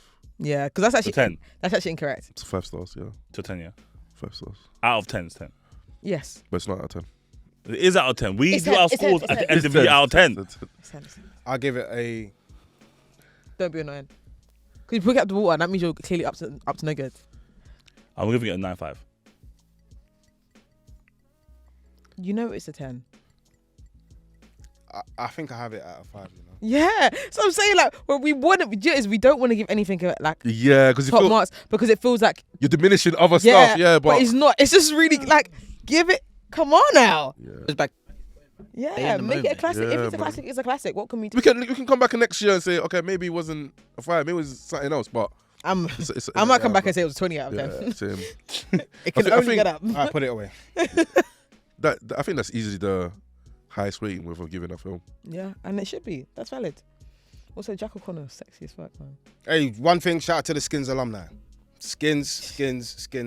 Yeah, but sorry, Jack O'Connor as Ramek, yeah. He No, gave it a 9.5. 4.5. No, okay. So, there's, So okay, because Gaz got off his good milk. You want to get off your good milk? okay, yeah, okay, quickly, yeah. I didn't even get off my good milk. Okay. Haley's song. There's one What do you moment, yeah. Where I'm like, oh, Bisola, you're such a bird, yeah. It's when he sat and he's like, he's all good now. And I was kind of like, ooh. And I was like, nah. You need to, Was it the red that got you? oh no. Because that mixed with Haley being like, we're going to kill every last one of y'all. And I was like, me next. And I was like, actually, like, this is When bad Haley behavior. walked in with the lollipop at Yeah, the crazy. post-credit scene. Oh yeah. She got me, man. She got me. Did you guys like those post-credit scenes? I Yeah. did. I And did. I think what I like so much about it is because it's not. I don't need to watch it to still feel like I watched a complete story. Someone mentioned that it feels like an epilogue, which it does feel like an epilogue, and I feel like it doesn't necessarily add any context to anything about the film, but it adds context to Smoke's decision, Stack's life, and also what Sammy goes on to do afterwards. He's not giving up the music, man. He's not giving up the music, but I think I didn't notice it the first time I watched it, but the second time I watched it, like the last shot of Sammy is him holding his guitar driving away from the church. Yeah. I didn't notice that was the actual shot. I thought it was just doing like flashbacks of him going to the church, but it's him driving away from the church because he's in a different car. Yeah. He's driving away from the church, holding his guitar. Symbolism, man. Yeah. Yeah, because his dad. Intelligence, yeah. Yeah, man, bro. It's like Because he didn't let Just go. to add as well, sorry, on that. That guitar saved him as well, by the way. Guitar did save him. literally. But on to your point about the epilogue, I also think it exemplifies Stacks and Smoke's love for each other, because Smoke was like, promise me that you'll stay away from Sammy, and he still holds that promise to this day. He's left him alone all this time, and even at the end. So I do think it goes back to your earlier point about the twin flames and how they do, at the end of the day, no matter what's happened, care about each other. Yeah. He did try to tempt Sammy though. Yeah, but you asked Yeah. him, innit? He asked him that. One last. Hey, you sure, bro? He's like, no, like, if you... Hey, listen, come join us, dog. Yeah, he's But like, you Sammy's can do it lived. forever, If it's what- yeah. But Sammy's lived, and I think Yeah. that's the beautiful. If he was to pass away today, he's lived Yeah. life, and he's gonna remember everything that he's lived, the good and the bad. Also, Stack is a fan of his, bro. oh yeah, what I'm from the saying? from the start, from the jump. Yeah, he's a fan of his. So even like, you know, That's why he played for him, innit? Says like, yo, yeah, and he says, yo, I've heard all the albums and seen all this. Didn't like that You know shit, what I'm saying? So, yeah, I don't like the... Didn't like that shit I don't though. like the modern stuff. Can you still Yeah. play the blues? So, Yeah. man, the scene when Sammy plays to Stack for the first time, Quite like Michael B's reaction. Was so good, you know. Yeah, Because it was man. partially Whoa! real. Huh? It was partially real. Real? You never heard him sing before? No, he'd heard him sing, yeah, but he hadn't heard that yet. He actually hadn't heard that yet. That was actually kind of like, so when he's driving, he's kind of like, oh, this young nigga could actually like, he could blow for real. Like, yeah, he was actually, it was that part of it. Oh, pause. It was that part of it was actually Have you seen it? good. You haven't watched it? I'm watching it. Why is Jesus. You're I'm watching it Friday. You're like 2 weeks away from saying a slur. I can feel it. Cut out. No, but I'm into this. Yeah. Yeah, I actually don't know. I wouldn't even say this is a film to rush to see. Not because it's not great, Rush? but like when you see it, you there's still so much you're gonna appreciate it, whether it's been like quote unquote spoiled for you. I think there's gonna be so much different messaging you might take from it that we haven't necessarily even been able to address in this pod or what you might see on social media, because there's so many layers to the film. You're gonna take something different. I'm definitely excited to see it. Like, I'm watching it this week, but like, Where are you going to watch it? well, this is the thing. I'm either gonna watch it at my local, but if I want to watch it like on the IMAX, it have to be the weekend. But I kind of want to watch it quicker. So like, I low-key do want to watch it the week. Nah. So somebody asked me should she go cinema or wait until it comes to streaming. I shouted at her. Streaming. I shouted at her. I was like, don't Streaming. That's disgusting. go cinema right now. No, do you know what it is? Yeah, this has made me an actual cinema snob, and I'm not one usually. Oh no, yeah. this is definitely like But it's ruined me. Someone said they watched it and they gave it an 8 out of 10. Yeah, and I was like, that's because you haven't seen the full. You didn't see the full picture because you watched it at a redacted cinema. You only saw this. You saw this for the whole I wouldn't thing. even say that makes you a snob. You just want people to be able to see the thing in its Experience greatest it, form. Yeah. I'm just like, honestly, if you can watch it at like BFI, go watch it. yeah, exactly. If you can, like, I didn't even watch it at BFI. I watched it at IMAX, I didn't watch it at BFI. But if you can, go and watch it in the form it's intended to be watched on, because that breakdown that Ryan Coogler did, yeah, and I was like, oh, The 10-minute one. yeah, I watched it twice. Same. I'm actually obsessed with him. Yeah, me too. Like, His voice is crazy though. it is. No, it's so deep and it's so thick. He's and I'm Cali like, though, isn't he? yeah, Yeah, I'm he's like, Cali boy. Yeah, He's that's Cali. yeah. yeah, Yeah. exactly. That's a Cali accent. He sounds like he's from Yeah, Memphis. Yeah, he does. He sounds like Gorilla. Yeah, With throat infection. No, I he think sounds like the man from Bay Area. Yeah. I've never had a Bay Area He accent sounds that like thick. Loretta I definitely think he sounds like he's from the Bay. He sounds like he's Yeah. from Southern to me. He sounds so southern. His wife is she's got Asian in her, no? This is she? mad random. Yeah, she found out after they all did sort of ancestry tests. Oh, so cute. So obviously Helly did hers. And that's why she found out she's 15% and kept telling everyone. She, tell me, man. Hey, he's black, yeah. She's 15%. Yeah, calm. But I do like the fact that is That's a good her choice. background, and And then that's the Mary. character, yeah, that she plays. I think that's wavy. And she played that, Yeah, or you're partially black in the sense of you've grown up in the community and it's in you, but you're not fully black. Here's her granddaddy back. I wanted to go for the numbers thing because I was like, oh, Stranger Things makes so many numbers. I was hoping to play the numbers game. I played the game to win. Have some honor, man. I didn't really stick to me. Yeah. Don't piss me the Other fuck than off, Carmi, man. who else is in the band? Oh my god. Huh? Other than Carmi, name me another character in the band. Ayo, Debiri. No, as in name me the character. Couldn't even get her real name right. The berry. She's Cooper. I actually met her at a concert. Did you now? Yeah. Fucking bastards. At a pro Sudan concert. For TV shows. Because you asked everyone else, but I never heard you to give me yours. TV shows or it's movies? always guests that we ask. Yeah, cool, but then tell me now. What's your one? Yeah, go, he's putting it over. Authority. Look at you. Yeah. No, we're not. Well, That's sexy, man. We're not recording. We should be. We're not recording. We are, you dickhead. What do you think this is? The Wire, Yeah. Succession, Okay. Game of Thrones. You know Mount Rushmore. Hell yes. It's in mine. I can't discount 5.5, arguably potentially 6 seasons of greatness For 2. for 2 bad seasons. No, for And how 4 it- episodes and bad. and how it wraps. Bro, it's 2 episodes. I also It's do 2 seasons. think wrapping It's up 2 TV episodes, shows. bro. It's not 2 seasons. 2 seasons. I think It's not wrapping up 2 TV seasons. shows is the hardest thing to do, especially when it's such a prolonged story and we know the backstory as to why it was rushed. It wasn't rushed because people wanted it to be. Well, Dan and Dave did, but They're great. Well, not great, but they're creators wanted producers. it to be rushed. But yeah, I can't take away from those 6 seasons of greatness. I think it's still giving me highs from a TV show that I've rarely ever experienced. Mm. And then the last one, I'm gonna say The Sopranos, Yeah. but I'm currently on my rewatch, Well, which will stamp my it feeling. will stamp it because it's the show. But yeah, Jason. Oh, mine.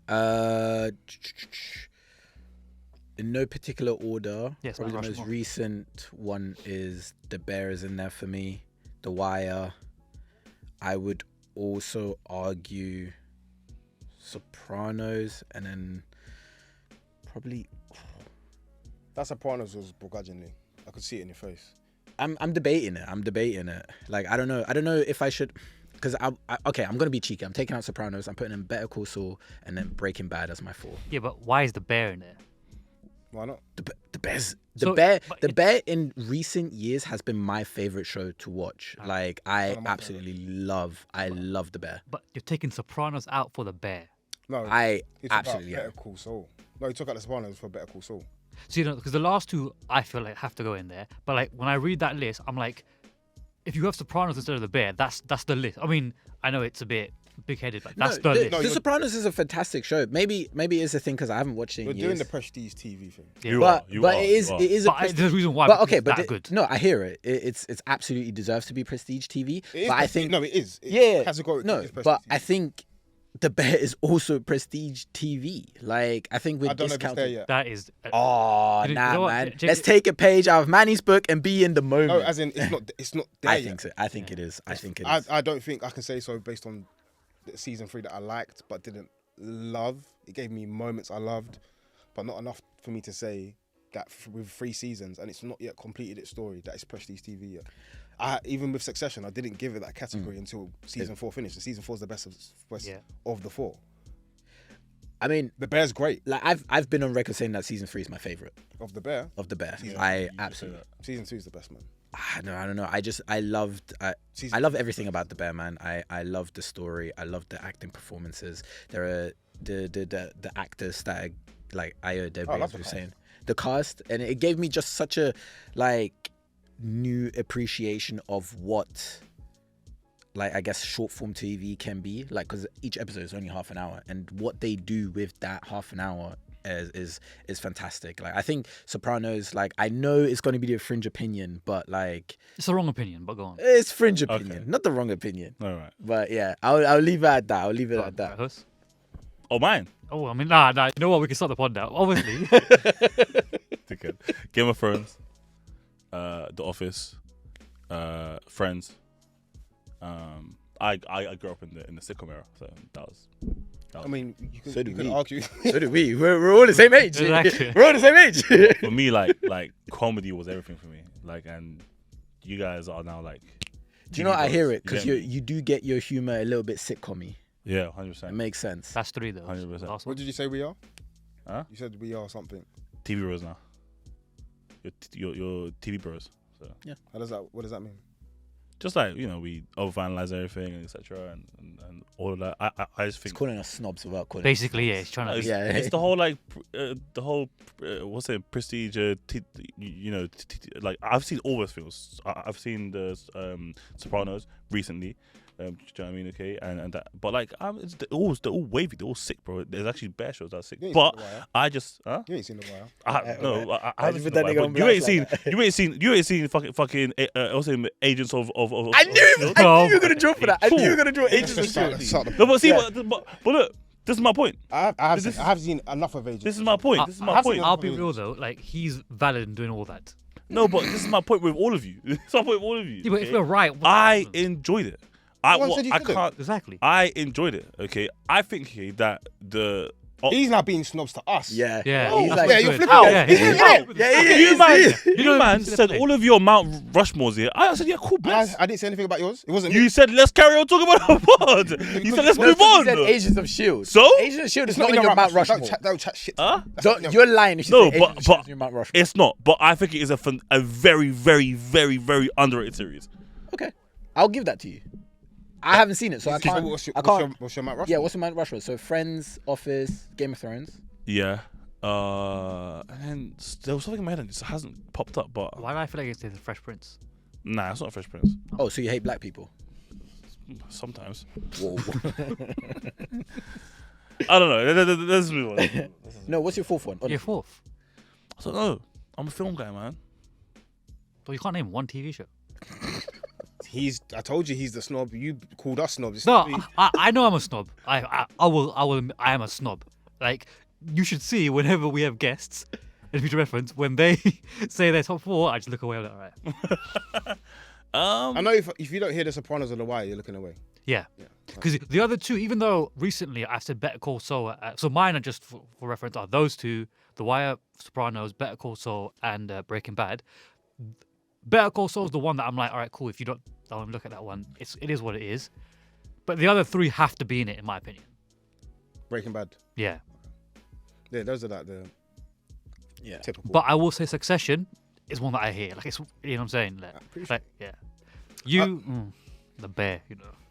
The Bear's great. Anyway, Bear's fantastic. another great series, a series that I have adored, has returned in a different form, in a different sort of a different way, which we'll get into.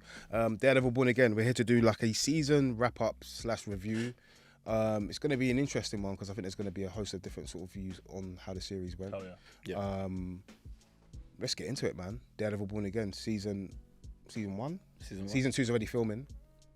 Before we get into it, we should probably preface some information for people listening in. That the show was overhauled in 2021, I believe it was. They had already shot roughly 6 episodes of the series under Chris Ord and Matt Corman, who were the writers or the head writers of the show.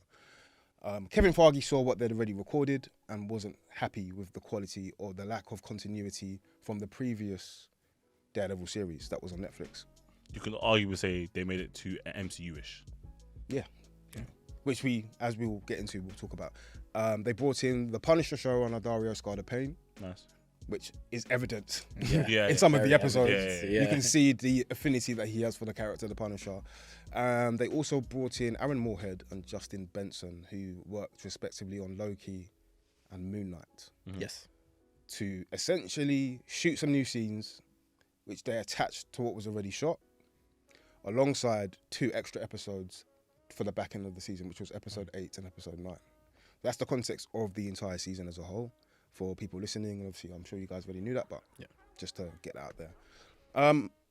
Let's start with you, Huss. Yes. Because I think it's probably, let's start with the good, so people don't feel too fucking downbeat by my bullshit. What did you think about Daredevil season 1? I think it was the second best season out of the 4. Whoa. Generally.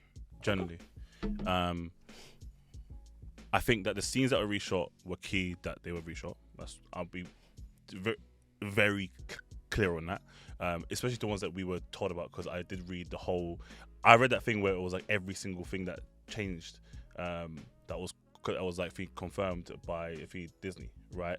And I was like, wow, like that was quite a lot. You know what I'm saying, that it changed. I think I saved the list somewhere, so I'll bring it up at some point. But like, and then I think that the casting was an 8 out of 10. I think there was parts where it definitely could have been casted a bit better.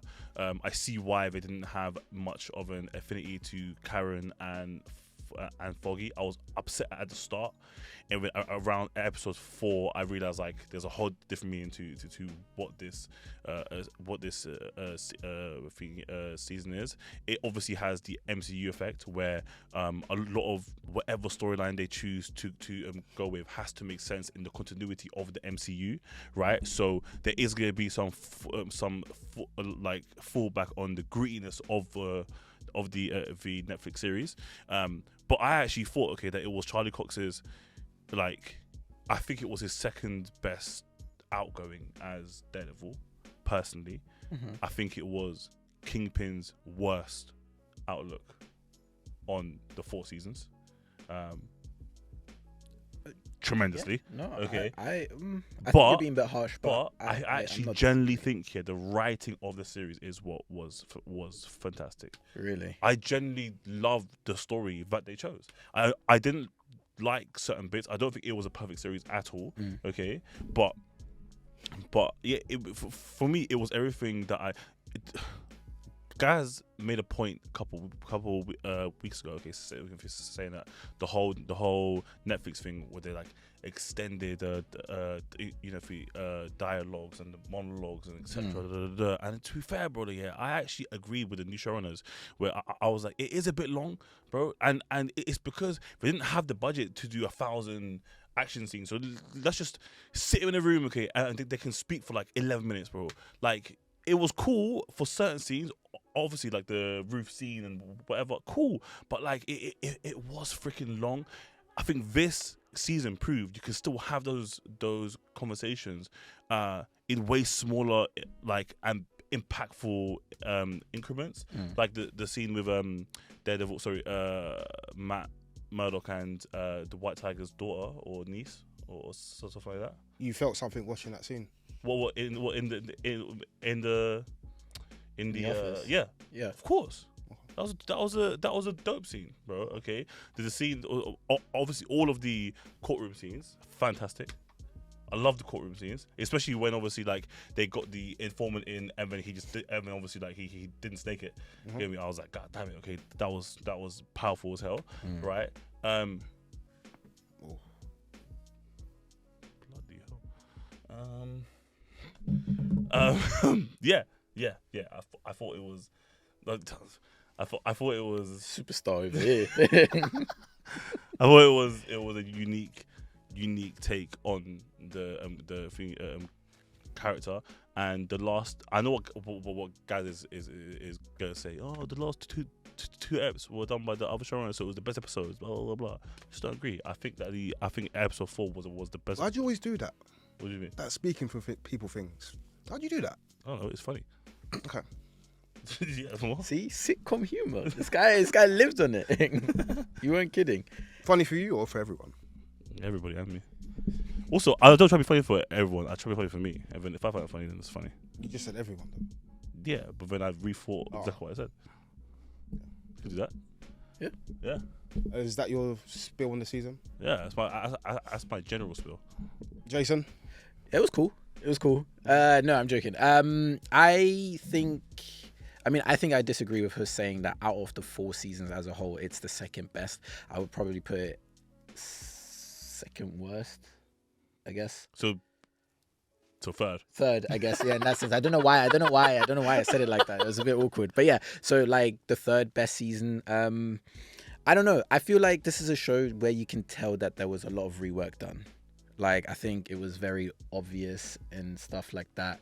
And I do think that some of the best scenes, I think, just to kind of like confirm what Huss was saying, maybe not from the person he might hear it from, the last 2 episodes. My spokesperson. Yeah, the last 2 episodes probably are the best for me. I think thematically, I think they were trying to tell a story about kind of like police brutality, how the public views the police, and just kind of like almost...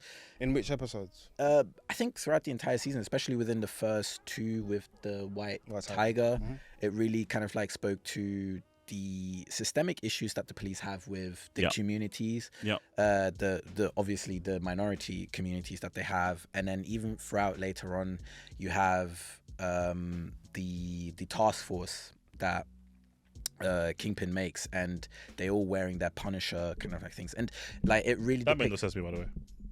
That made no sense to me at all. What made no sense? The whole like the whole thing, Punisher outfits. I don't think it had much of a meaning. No, it's well, okay. The reason why they did that is right, and this goes back to a point that I'm going to make in a second as well. So the reason why the people wanted to do the Punisher thing is because they idolized the Punisher, because they looked at the Punisher being like, oh, he's killing the people that deserve to be killed, and all of the people who kind of like take on that Punisher thing are like the worst kind of cops, and you see it in real life. It was hypocritical because, of course, because he's killing people that are lawless and hurting innocent people, right? Isn't that exactly but that goes what back a corrupt cop is? No, exactly that. But he knows this, right? And that's why when he's kind of like got captured by them, he's looking at them and he's like, "You are all clowns." Like, No, that shouldn't. exactly. So then why did they feel like that in the first place? Because they are corrupt cops to begin with. Because like when he grabs all of these guys, right? Even when he was talking to the They've police commissioner, misunderstood his message completely. they misunderstood his message Facts. completely, 100%. And I think that goes back into real life as well, because you see certain American cops out there who have the Punisher tats or the markets on their police car, or you sometimes see No, real life, yeah. real life, you genuinely see it. And I think it is, I think it, I don't know, what the one thing that I really like about this show is that it is like almost, whether it was intended or not, a parallel of what we currently see in modern day America. Oh, Kingpin Right. and Trump is Yeah, that's That's the one thing I would slightly even Huge. disagree on. What do you mean? They do have similarities in the sense that they are kind of like So the whole, trying like, to public. bro. He said the whole like fake news thing. Okay, like it was. No, of there's course, so many no, of course. parallels, bro. No. But I think that the aspect is like the parallels are that he's trying to fool the public, same as Trump is, right? But I think Trump is more of an idiot, and I feel like we're doing a disservice. No, obviously. No, I know. obviously. No, of course. Nail on the head, But nail I on think, the but my point is, my point is, we're doing a disservice to the cunningness of Wilson Fisk No. himself. I'm not. I don't think we're talking about the character of Trump. about the way Okay, he- I think we're just talking about the references to. Okay, Trump, yeah, right? okay, yeah, Like, yeah, like, yeah. I guess so. in- Yeah. In the No, not even I in guess, I in agree. The third season. He buys a hotel, bro. You know what I'm saying? And No. he's got Fair a enough. hotel, Fair he's enough. got Fair a enough. No, hotel. I absolutely Trump agree. Tower, fam. But bro, I'll talk about this. No, I do agree. But just kind of like to wrap up, I do. I think that was probably my favorite part. Like, while I don't think it was 100% attended, but like they scratch on the surface of a topic that isn't really tackled by a lot of shows that we see nowadays as well. I guess more so within the superhero realm. Especially within the superhero realm, and I think highlighting that was really good. I think the score was incredible as well. I Score think was the good, score yeah. Bro, at the end when they played Radiohead. Yeah. Yes, insane, yes. insane. Bro, Okay. bro. Like I think I text guys, okay, being like, yo, like the score at the end of episode 1, at the end of episode 2, I was just like, why are you trying to get me gas for, bro? You get me? Like I felt so emotional, so hyped up. Like it was incredible, bro. Like I don't know, man. I think because I rewatched season 1 to 3 just before this, literally, like I walked straight into it, right? And I was just like, number one, I realized that I didn't like Daredevil series, all 3 of them, as much as I thought I did. Okay, I think I was just living through like a lot of my friends. I don't think it's a fantastic franchise. I was saying 3 seasons. Did I enjoy it? For sure. Was there parts that frustrated me? Absolutely. Okay. Is it in my top 10 of all time? No. But I would still watch it again. Top Do you know 10 what I mean? superhero shows or top 10 shows? Shows. Okay. Okay. But I still think it's a solid show, and I'm glad that they've brought back the and I think I said that season 1 was my favorite, and then it goes this one, and then season 2, and then season 3. Whereas I know yours is like the other way around. Like, yours is like completely. I think yours is like 3, right? No, it's not. It's what is it again? Don't know. We'll see. Nah, you told me before. Go on, guys. Sorry. Okay. Before Yeah. you do that, Jason, what's your order? Because you said this is third. So what's 2, 1, and 4? Oh, do you know what? Now you put me on the spot. I think Excuse me. 1. So wait, 1 is 1. 1. No, 1 is. So I'm starting from 4. Okay. So my 4th one is season 1. Really? I hate season 3. Then I would put Born Daredevil Born Again. Then I would probably put 3, 2. Nice. Okay. That's One more thing I wanted to add, just to do with the score. Hussam, this is for you. Did you peep the what was it episode with Poindexter shooting? Which shooting at the start or The at end. Yeah. Did you peep the song? Yeah. Do you know where it's from? As in, like, no, who else sampled it? I thought it was I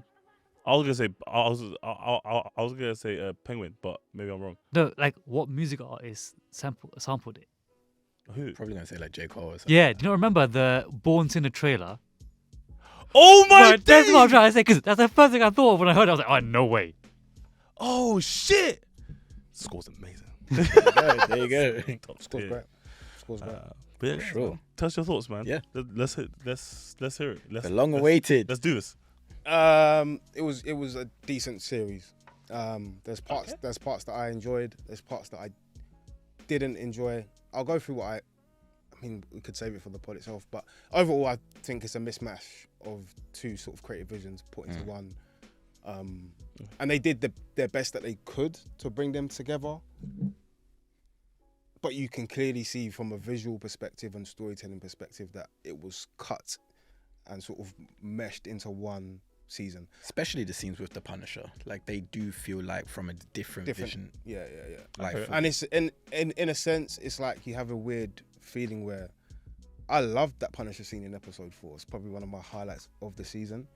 So dope scene. But it's a shame that you can visually and sort of tonally feel the difference. They did their best to mesh the two together, but it didn't fully land for me. I say that all to say, being with Charlie Cox and Vincent D'Onofrio and these two characters is always going to be a great time for me.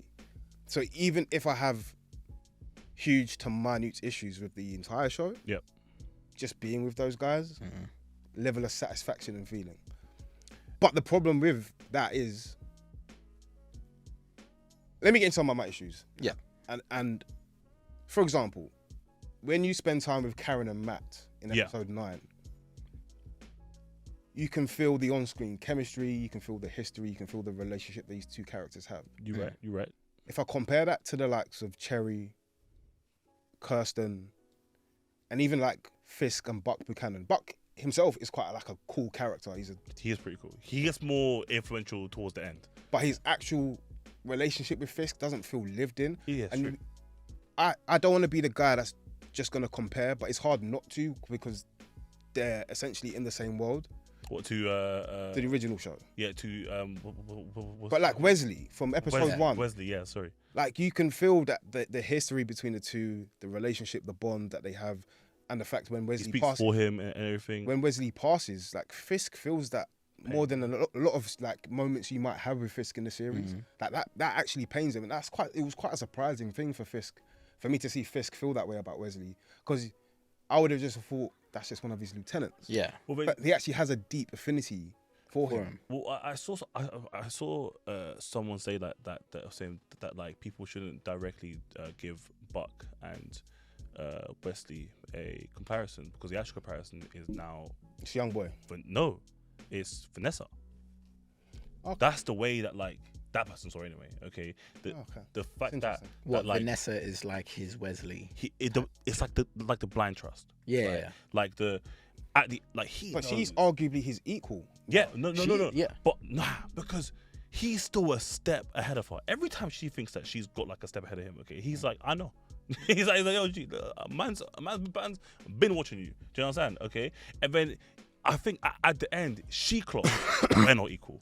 I genuinely think, okay, that she clocks, all right, cool. He's allowing me to have a piece of this, right? And so then she then calms down and then kind of like, not obviously lack of a better term, but knows her place.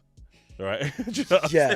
I'm saying? Yeah, no, I hear it. I Do you know hear what it. I hear it. Bro, she takes I a know step what you're back, trying to say. bro. Because the whole, bro, for like 7 episodes, okay, she's fighting with the whole thing of like, he's stepping on my turf. Okay, I've built this. And then he's like, bro, you built nothing. I built it. You came in as a fucking supply teacher, right? Took charge. I'm back now, brother, and we're double or triple where we are now. And for like 2 episodes, she doubted him. Do you know what I'm saying? Okay, but she feared him, but she doubted him, right? And then towards the end, I think she became so Wesley because now she's locked in. Now she's like, right, I see your vision, okay, and I know everything about you, right? And then Kingpin as well doesn't punish her once for anything that she's done. Obviously, you can argue the whole Adam situation, okay, but she found it, fam. Do you know what I'm saying? Okay, but like he doesn't actually get mad at her for anything. Do you know what I mean? At any point. And I think with Wesley as well, I think that was the thing for him, is that he didn't feel alone with him. Do you know what I'm saying? Okay, Wesley was more than just he was family almost. Do you know what I mean? So I think that Vanessa is crossing that bridge. But young Buck though, okay, as in not Buck, but like, you know what I'm Yeah, saying? yeah, Young yeah. Buck though, yeah. I mean, Daniel. Daniel, Gandolfini. brother, do you know? Yeah, I thought he was very annoying at the start, and then That was I was that like, was intentional. yeah, the facts. And then I was like, by the end of it, I was like, yo, good actor, good No, actor, You're like sold that. me, sold me. And by the way, yesterday I watched Warfare, A24, right? And he was in it, and he was fantastic He's in a good it. actor. Bro. He was fantastic in it, He gets from his like dad. arguably like top 2 in it. Who's his dad? James. Tony, James Tony, Doo. Tony Soprano, man. Fuck off. Yes, that's yeah. He played his. He played him in as a younger Spin-off, version. innit? Yeah, it was a rubbish film, but yeah. Oh shit. Yeah, that's his dad, Tony Soprano. Yes, But yeah, Gandolfini. but I do like, I do agree with you, okay, about there's certain characters, but I think that part of it, the casting part of it, is the MCU effect. I don't think they can make them too powerful, or as in too influential to the story, okay. And I think that's why, okay, Kingpin didn't have 1 or 2 people around him. He had like 4 or 5 of them, bro. Do you know what I'm saying? Because they just. How many of those characters did you have any care about whatsoever for? That's my point. No, but that's the MCU effect. That's my point. That, and I said like When we're watching a show, any kind of show, whether Yeah. it's MCU or not, I'm not saying we have to care about all the characters, but the supporting characters need to have their own agency and depth. And it felt as though I agree. without the support, without Fisk or Matt Murdock, It was nothing. Those supporting characters are essentially a non-entity in the series. You're absolutely right. And who's the girl? Sorry, the lawyer that he. Kirsten? Well, yeah, Kirsten. Kirsten becomes more useless throughout the series. Okay, like at the start, okay, they show you glimpses of the chemistry. They show you The how. first scene gave me so much hope when she's with Foggy. I was like, Yeah. wow, this is sick. Foggy. It was so natural. It was so beautiful, bro. You're absolutely right. But she becomes so much more useless. And then they try doing the whole Karen thing. Okay, they try doing the whole thing of like, oh, where are you at night, or where you going and do your thing, but it just wasn't the same. Do you know what I'm saying? Okay, and like as we're talking now, okay, it proves my point. Not saying that I love the show, but I'm saying like the whole Daredevil 4 seasons in general. I don't think it's as impressive as we think it is, right? For you. Talking generally for Yeah. myself and for people that might Agree with you. me. Yeah. Do you get what I'm saying? That's what we're doing here, right? But I think it's because when you're on Netflix and there's no story that's attached to it other than the ones that come from it, like Punisher and whatever, okay, like you have the freedom, okay, to kind of like give a lot of these like support characters deeper stories, bro. Like you can arguably say, bro, in season 3 it was all about Karen. Do you know what I'm saying? Like she led that whole season, bro. Right? But like you can't do that. And the reason why I say the MCU effect, okay, is because if they done Daredevil 5 years ago in the MCU, I reckon it's a whole different ballgame. I reckon they do the deeper support characters, whatever. I think because it's so convoluted now, okay, that they can't give people too much of a influential part to be in this thing, or as people are like, why aren't they here, or why aren't they here now, or blah blah blah. And I think it's the exact reason why they got rid of Foggy and what's the name, Karen. Well, I'm with you. I don't think I can necessarily. I mean, that also means that technically his cameo in Spider-Man was post Foggy's death. Again, the whole convoluted. Who knows? I Yeah, don't know. because he turns up without Foggy to thingy, Yeah. Okay. But and then says that he's representing. I don't know. Anyways, go on. I think. All right, let me talk about what I really did enjoy, and then maybe get into negatives after. Get back to that negative. yeah. Charlie Cox and Vincent D'Onofrio just have a really deep and layered understanding of their characters, and every time, well, the 1 or 2 times we see them on screen together, because I think it was actually only 2 or 3 times. It was in the cafe, right? One in the diner in episode 2, yeah. 2.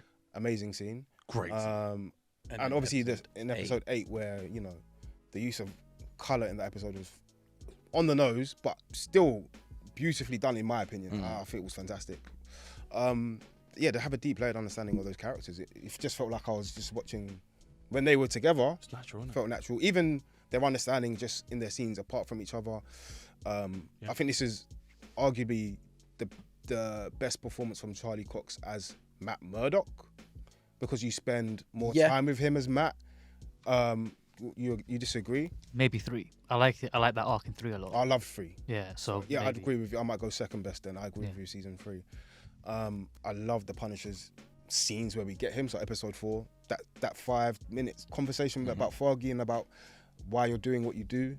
I loved it. Episode 9, Episode 9 especially. Yeah. that fight scene in the apartment Yeah. was fantastic.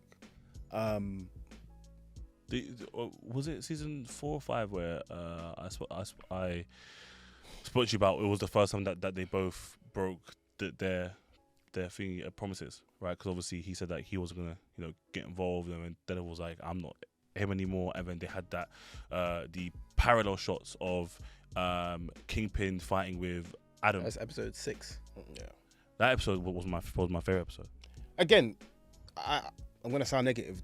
Those mirroring and the parallels was on the nose, but the concept of it I think was great, and I did enjoy the whole them two resisting their inner demons and their alter egos and And it was quick, who by the way. It they really actually want Yeah. to be. Yeah. I enjoyed that because we know this is where it's going to get to. We know they're both going to return to who Yeah. they are. It's about getting them to that point. But it was a bit on the nose. It was a bit on the nose, but I think that was fine. But I even think with that was the whole color grading of episode 8, again, it was on the nose, but I enjoyed it. I actually really loved the opening scene of Bullseye with the rose hue. Yeah. And it's him overseeing it from his prison cell, and then every time he sort of unlocks Bullseye as an alter ego, the scene turns blue. The scene of him with the prison guard and he spits his tooth out, which is like a comic book reference. Great scene. The scene of him snipering, fantastic. Again, he turns Bullseye, he turns blue. Charlie Cox, when he saves Wilson Fisk, exactly. and the scene turns red. Wilson Fisk's white suit. He was innocent in this instance. That's why I guess he's wearing the white suit, because he isn't actually guilty in that instance. He's not But guilty in been that instance, stained but by he's Matt's also blood. exactly. But I think what's nice as well. But who is wearing red in Vanessa. that? Yeah. And I think that episode is probably my favorite of the season, alongside it's definitely my favorite of the season. 8 is up there. I think I do probably lean onto 6 as well. Like, it's one of those things where it's just like, as you said, wow, it might be on the nose. I loved it. Like, it's absolutely Even 1. I love episode 1. I love episode 1. I love the opening of episode 1. I think that's probably what kind of like sticks. insane. Like, I will say off and, that thing. and then just to kind of like, I guess, dip into the negatives again. I think the way episode 1 started, especially like with the aspect ratio changes, like when Matt is kind of like listening and he's like the camera starts focusing. Oh, the way it was shot with thought- powers, by the way, is fantastic. But in this one, I thought we were gonna get like a lot more interesting shots in that. But that was under the new sort of creative team. No, I know, which goes back to the point of what I was saying. Like, this is a show where you can tell that there was a lot of rework and adding on and taking away done to it. bro, the bank scene was incredible. That episode was good. I like That was episode 5. That was a good 5, yeah. episode. That was a great episode. Love Five, that episode 5 was good. Episode 5 was good. because it had like, for the first, it kind of had like one focus. It didn't have to do Yeah. too many other things of bringing us characters that we don't care about. It was mainly focused on Matt, his abilities. I love the scene of him unlocking the code. Yeah. That's like, Really, really good. like, and it was just focused on him and the Irish antagonist, who was great antagonist. Yeah.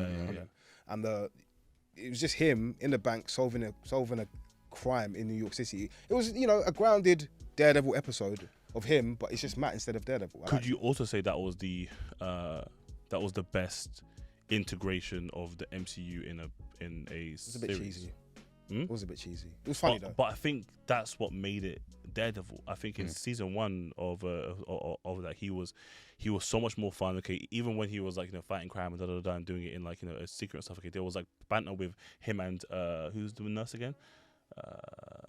Who's the nurse? The nurse. Oh, you talk from about the season earliest 1. seasons. Huh? Claire. Yeah, I think Claire, and that's like. I wouldn't ever say it was cheesy though. No. I'm just saying it showed more of his personality. Okay, what I liked about because life was always serious for him because he was but compared to it didn't get deeper for him. season 2 where he's fully ingrained himself as Daredevil and Yeah. he believes in his purpose, and then season 3 obviously after the hand stuff with Elektra, he's going through his whole like religious turmoil and stuff which you didn't like, but I liked it.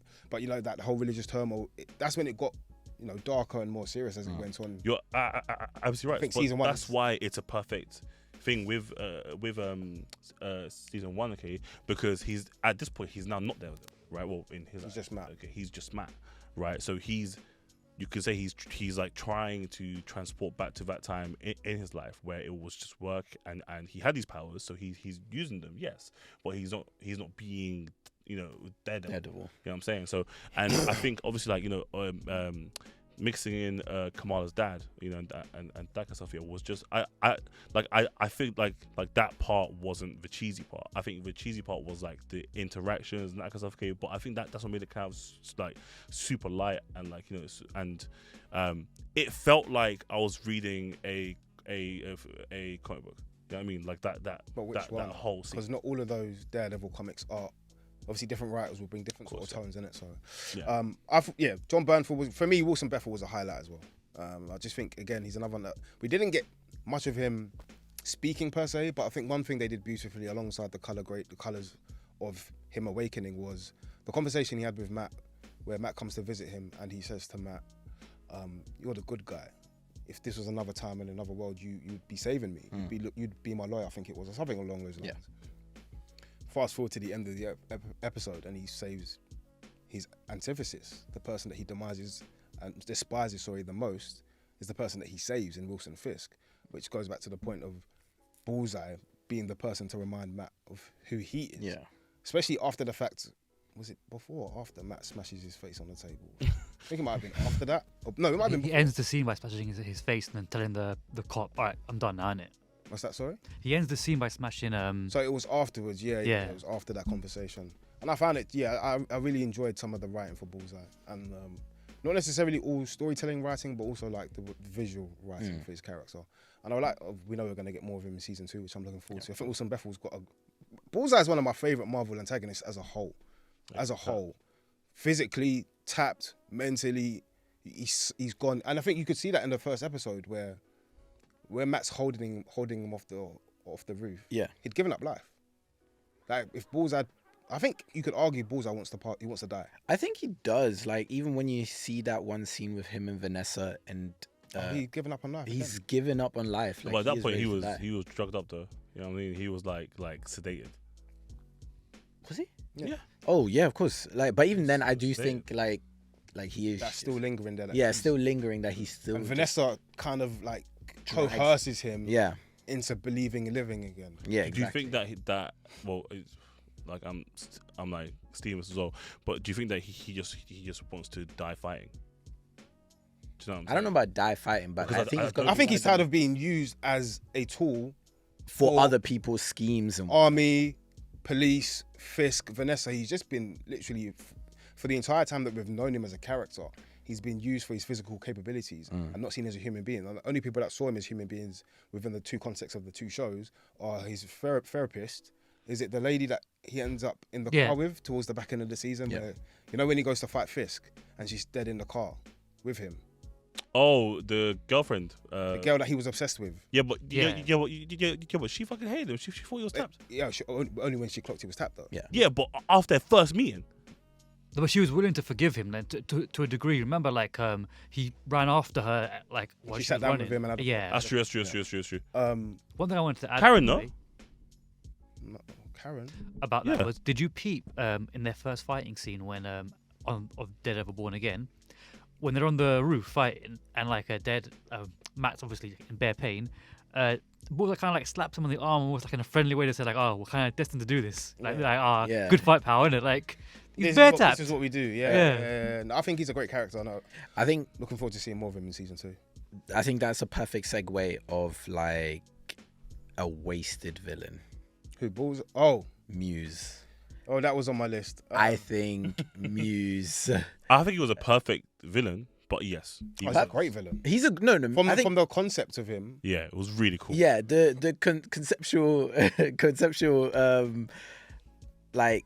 Because I've never heard of Muse beforehand, so I've seen like when he was in the trailer when people were talking about like how tapped Muse might be and stuff like that, and I was just like, okay, I'm excited to see where this goes. But I think the way he was introduced and how scary I thought he might be, it was just like it fell really really flat. And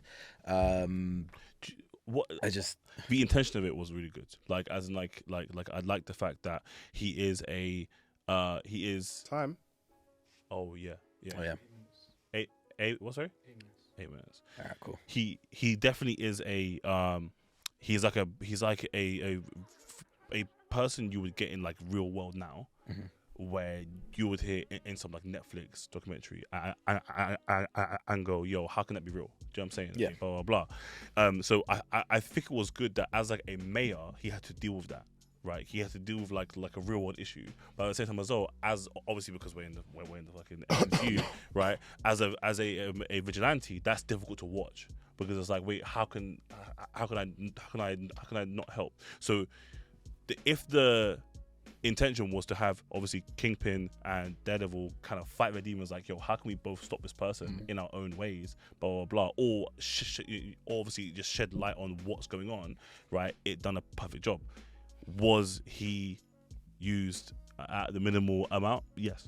And He wasn't flushed out whatsoever. He wasn't fleshed out Correct. whatsoever. I feel like this guy, because I think you make a really good point about like Muse could have been the one thing that Daredevil and Kingpin were trying to kind of like get at. Yeah. And it's one of those things where it's just like, this feels like this could have been a villain for a whole season rather than just what, like, and again, goes back to my point about this feels like a mishmash of a lot of reworks and things like that, because I think some of the stories, especially with the White Tiger, Muse, even he was. that's what I'm saying. Like, We even didn't see him be a vigilante, other than yeah, that, for the like camcorder. CCTV. Yeah. You know, even at that point, okay, I was like, have I missed something?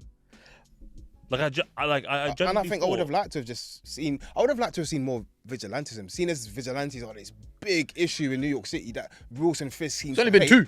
It's only been two. Also, yeah, you see at the end where there was like the whole like the whole blackout, blah blah, etc.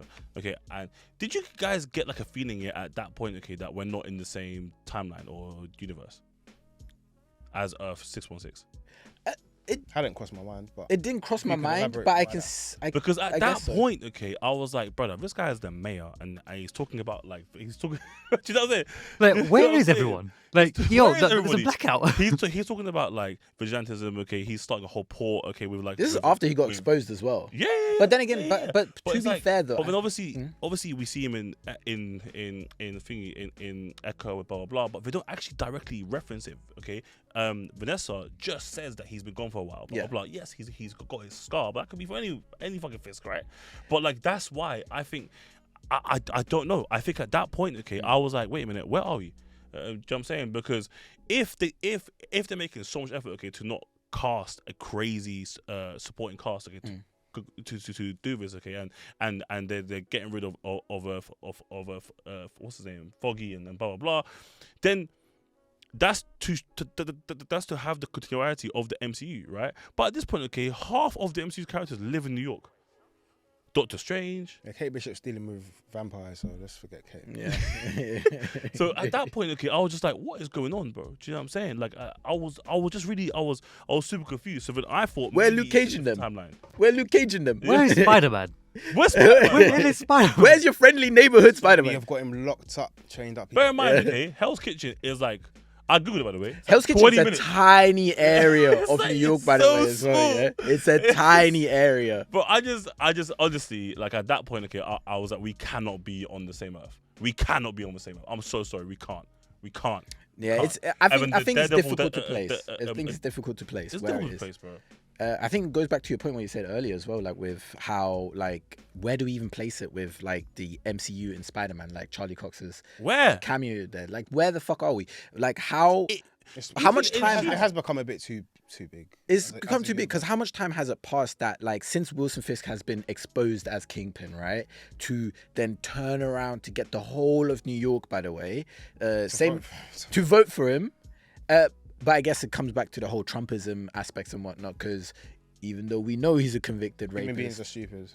he's still the president. But hey, Human beings are stupid. Game One is game, other I guess. issue that I just want to briefly get onto is, listen, he's Catholic, bro. I wouldn't have guessed that based upon this season. And I know it seems like it's something that I'm nitpicking, but this is like a key aspect of his character, and that struggle that he has as a character where he loves being Daredevil, and can't. It's like a drug. It feeds him. Yeah. Feeds into it, and he feeds it. Yet he's a Catholic, and all those actions as Daredevil don't replicate or insinuate that he is Catholic. It goes against everything that his religion would teach him to be, which, you know, Sister Maggie kind of alludes to in bits. Father Lantom kind of alludes to in bits. Yeah. Because Father Lantom knew from the very get-go, almost pretty much that, you know. He is who he is. Yeah. But we didn't get that in this, apart from maybe 2 scenes. There was one where he was outside the church. I think this is before he goes to fight the police guys in episode 2. And then he has a scene in episode 4 maybe where he's praying for Foggy. Yeah, when he's holding his like memorial card thing. So it was like you've layered these in here, but I still think it could have been more of a connective thread throughout. Because again, it just adds layers to him as a character. I think It just makes him a more rich character. Do you know what? Yeah, and I think I might be reaching here with this one, where I, to an extent, think that like if we really want to like reach and be deep about this, like him feeding into the Punisher, like Daredevil, and fighting all of these people, like I'm convinced that if Daredevil wanted to, he could beat all of the people that he's beaten quite convincingly, right? I mean, in this one, he's giving people some ass whippings, but like he's also taken a lot of he's taken also a lot of hits, right? Not according to Heather. Heather doesn't see anything. Heather didn't see anything. I mean, like, what she does, Heather, that's his babes, right? Yeah, his babe. Heather pisses me off though. I can't But lie. Man. she At the mentions start, it, I was like, She never actually says, "Oh, why have you got like a big scar? You just had a fight." She's just like, "Where have you been?" Yeah, okay, I guess so. But in that one shower scene, she was like, "Yo, are you like self-harming?" Oh yeah, and he said, "I walked into something." Yeah, Like, yeah, he's always- yeah. he's- It's just like- she knows, right?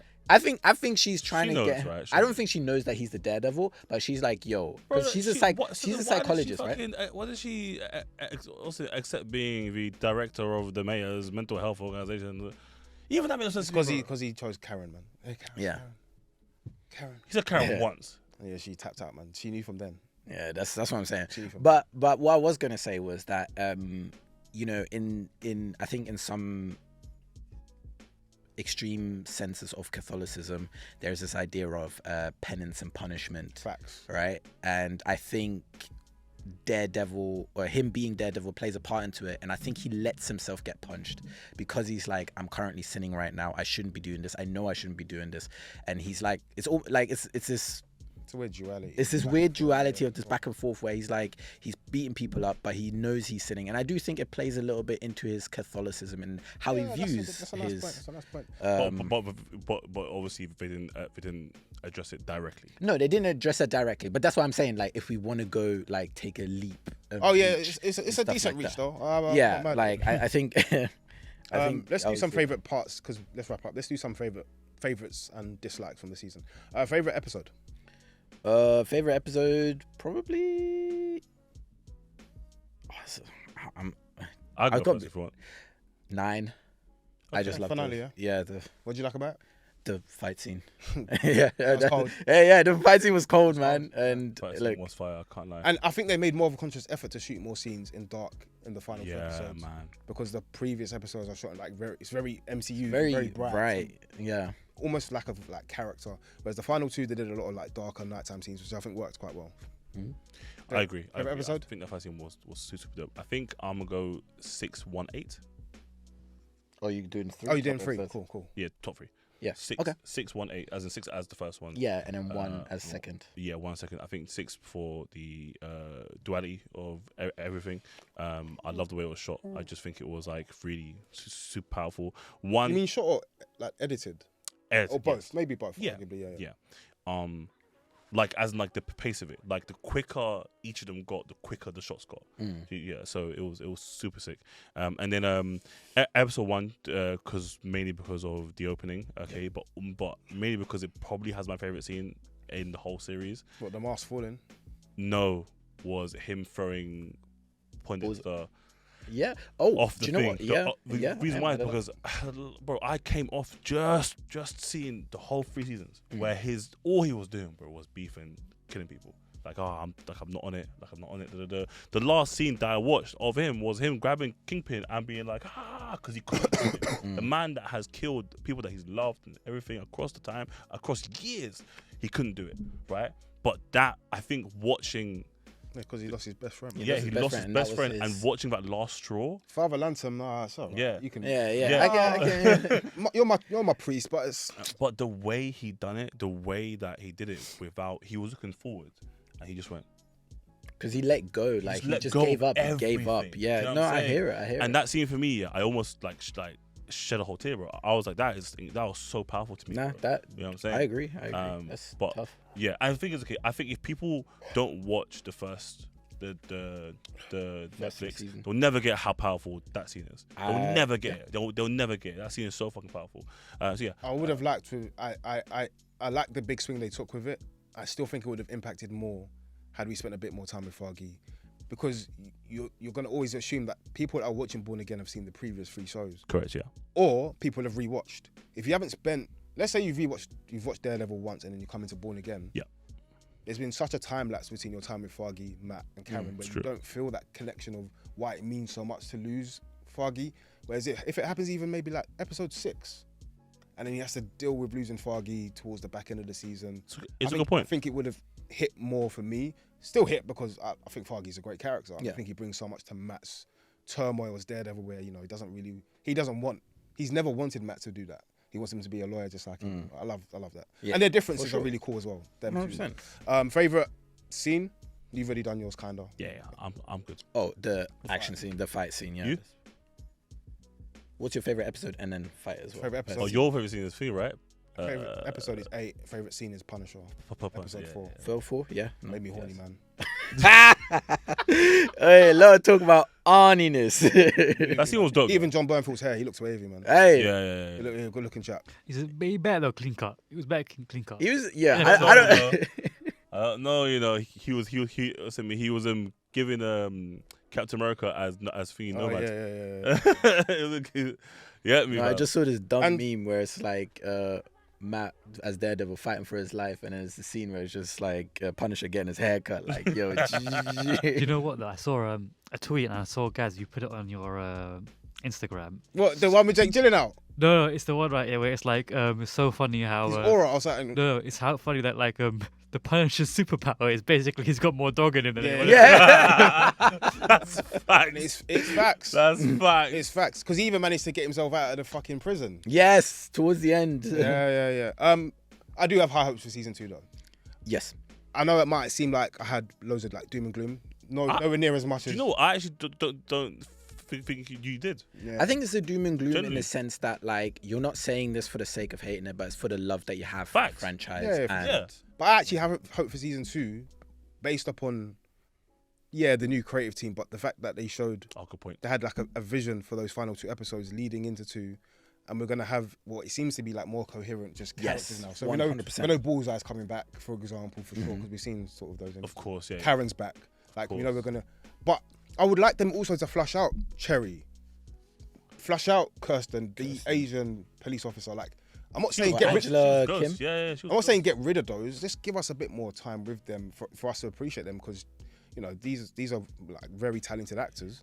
I would like them to dive into White Tiger a lot more, because I think the actual White Tiger character. Oh, as in, herself- so his niece or It's daughter? his niece or daughter, because the actual White Tiger character is a woman, right? He's a woman, yeah. Is a woman. So So very oh, lean I don't know. towards I don't it, know. yeah. I don't know how. That's what I was thinking that they were doing, right? But I think she's just a little bit too Do you know young. what at I the didn't get? moment. If the amulet gives him the power, right, and then why did the police take in the amulet? That's giving me like Avengers type stuff. Like, yo, let me just Some take this mystical thing. stuff, That's yeah. good. I mean, but they were taking it as evidence, no? Surely. That's my point. They put it in a plastic bag. If I'm the fucking officer, I'm going. But they don't know that the amulet is giving them power. He says it in court. They say it in court. In Okay, court, no, okay, Murdoch goes, the amulet gives him his power. He says it. in Okay, I court. guess so. I guess so. Can't believe that was funny, bro. That's Can't so- believe they did that. It was honest. Hope for season 2. Yeah.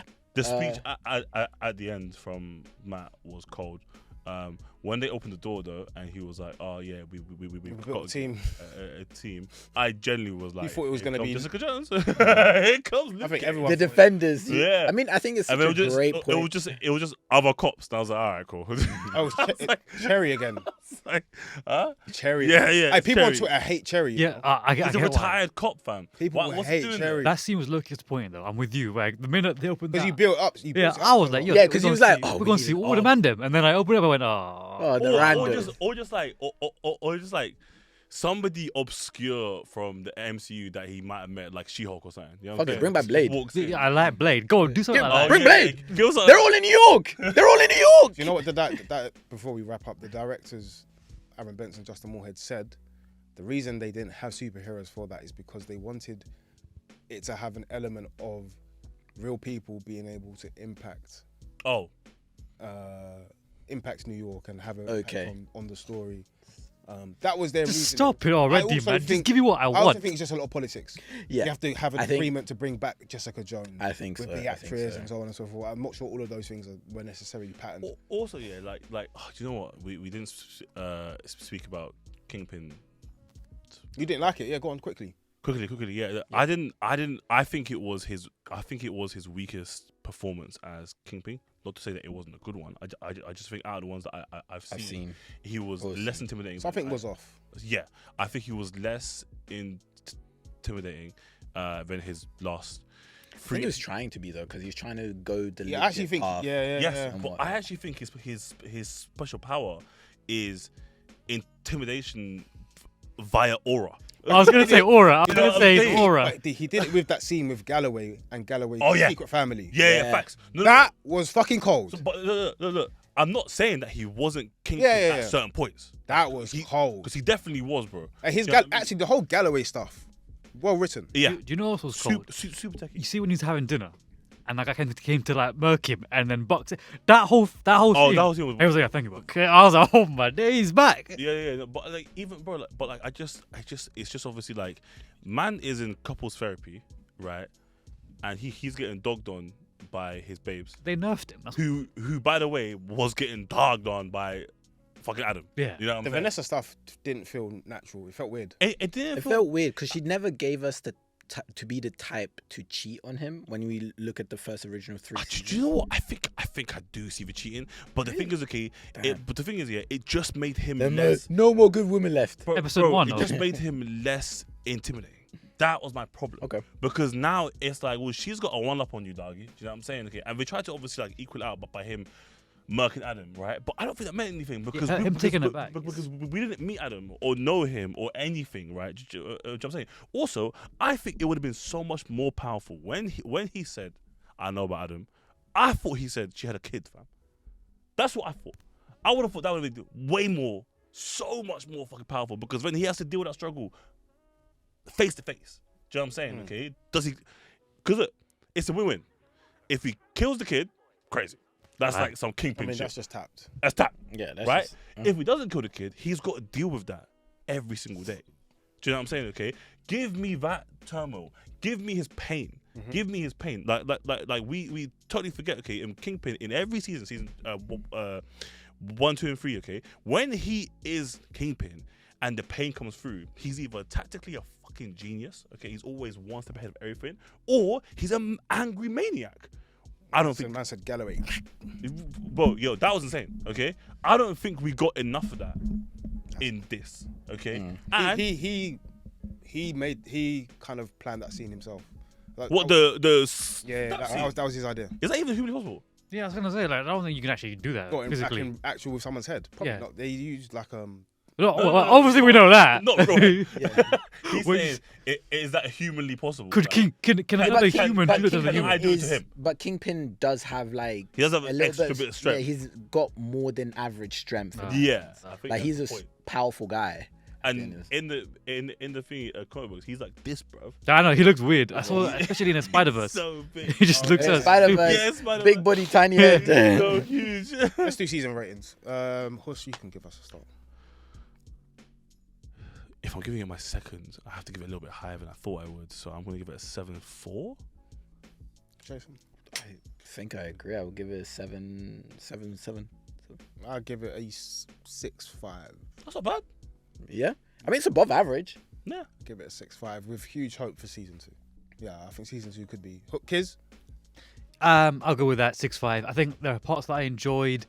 It sounds dumb, but it's if they didn't make this, I'm saying it's like I wouldn't have missed out. Wouldn't have missed it. Yeah, could have lived without it. Exactly. I hear it. I'm the opposite. I'm glad they did make Oh no, like listen, more Punisher, more Daredevil is always a good thing, but they didn't execute it how I thought they were going to execute it, even because of those changes.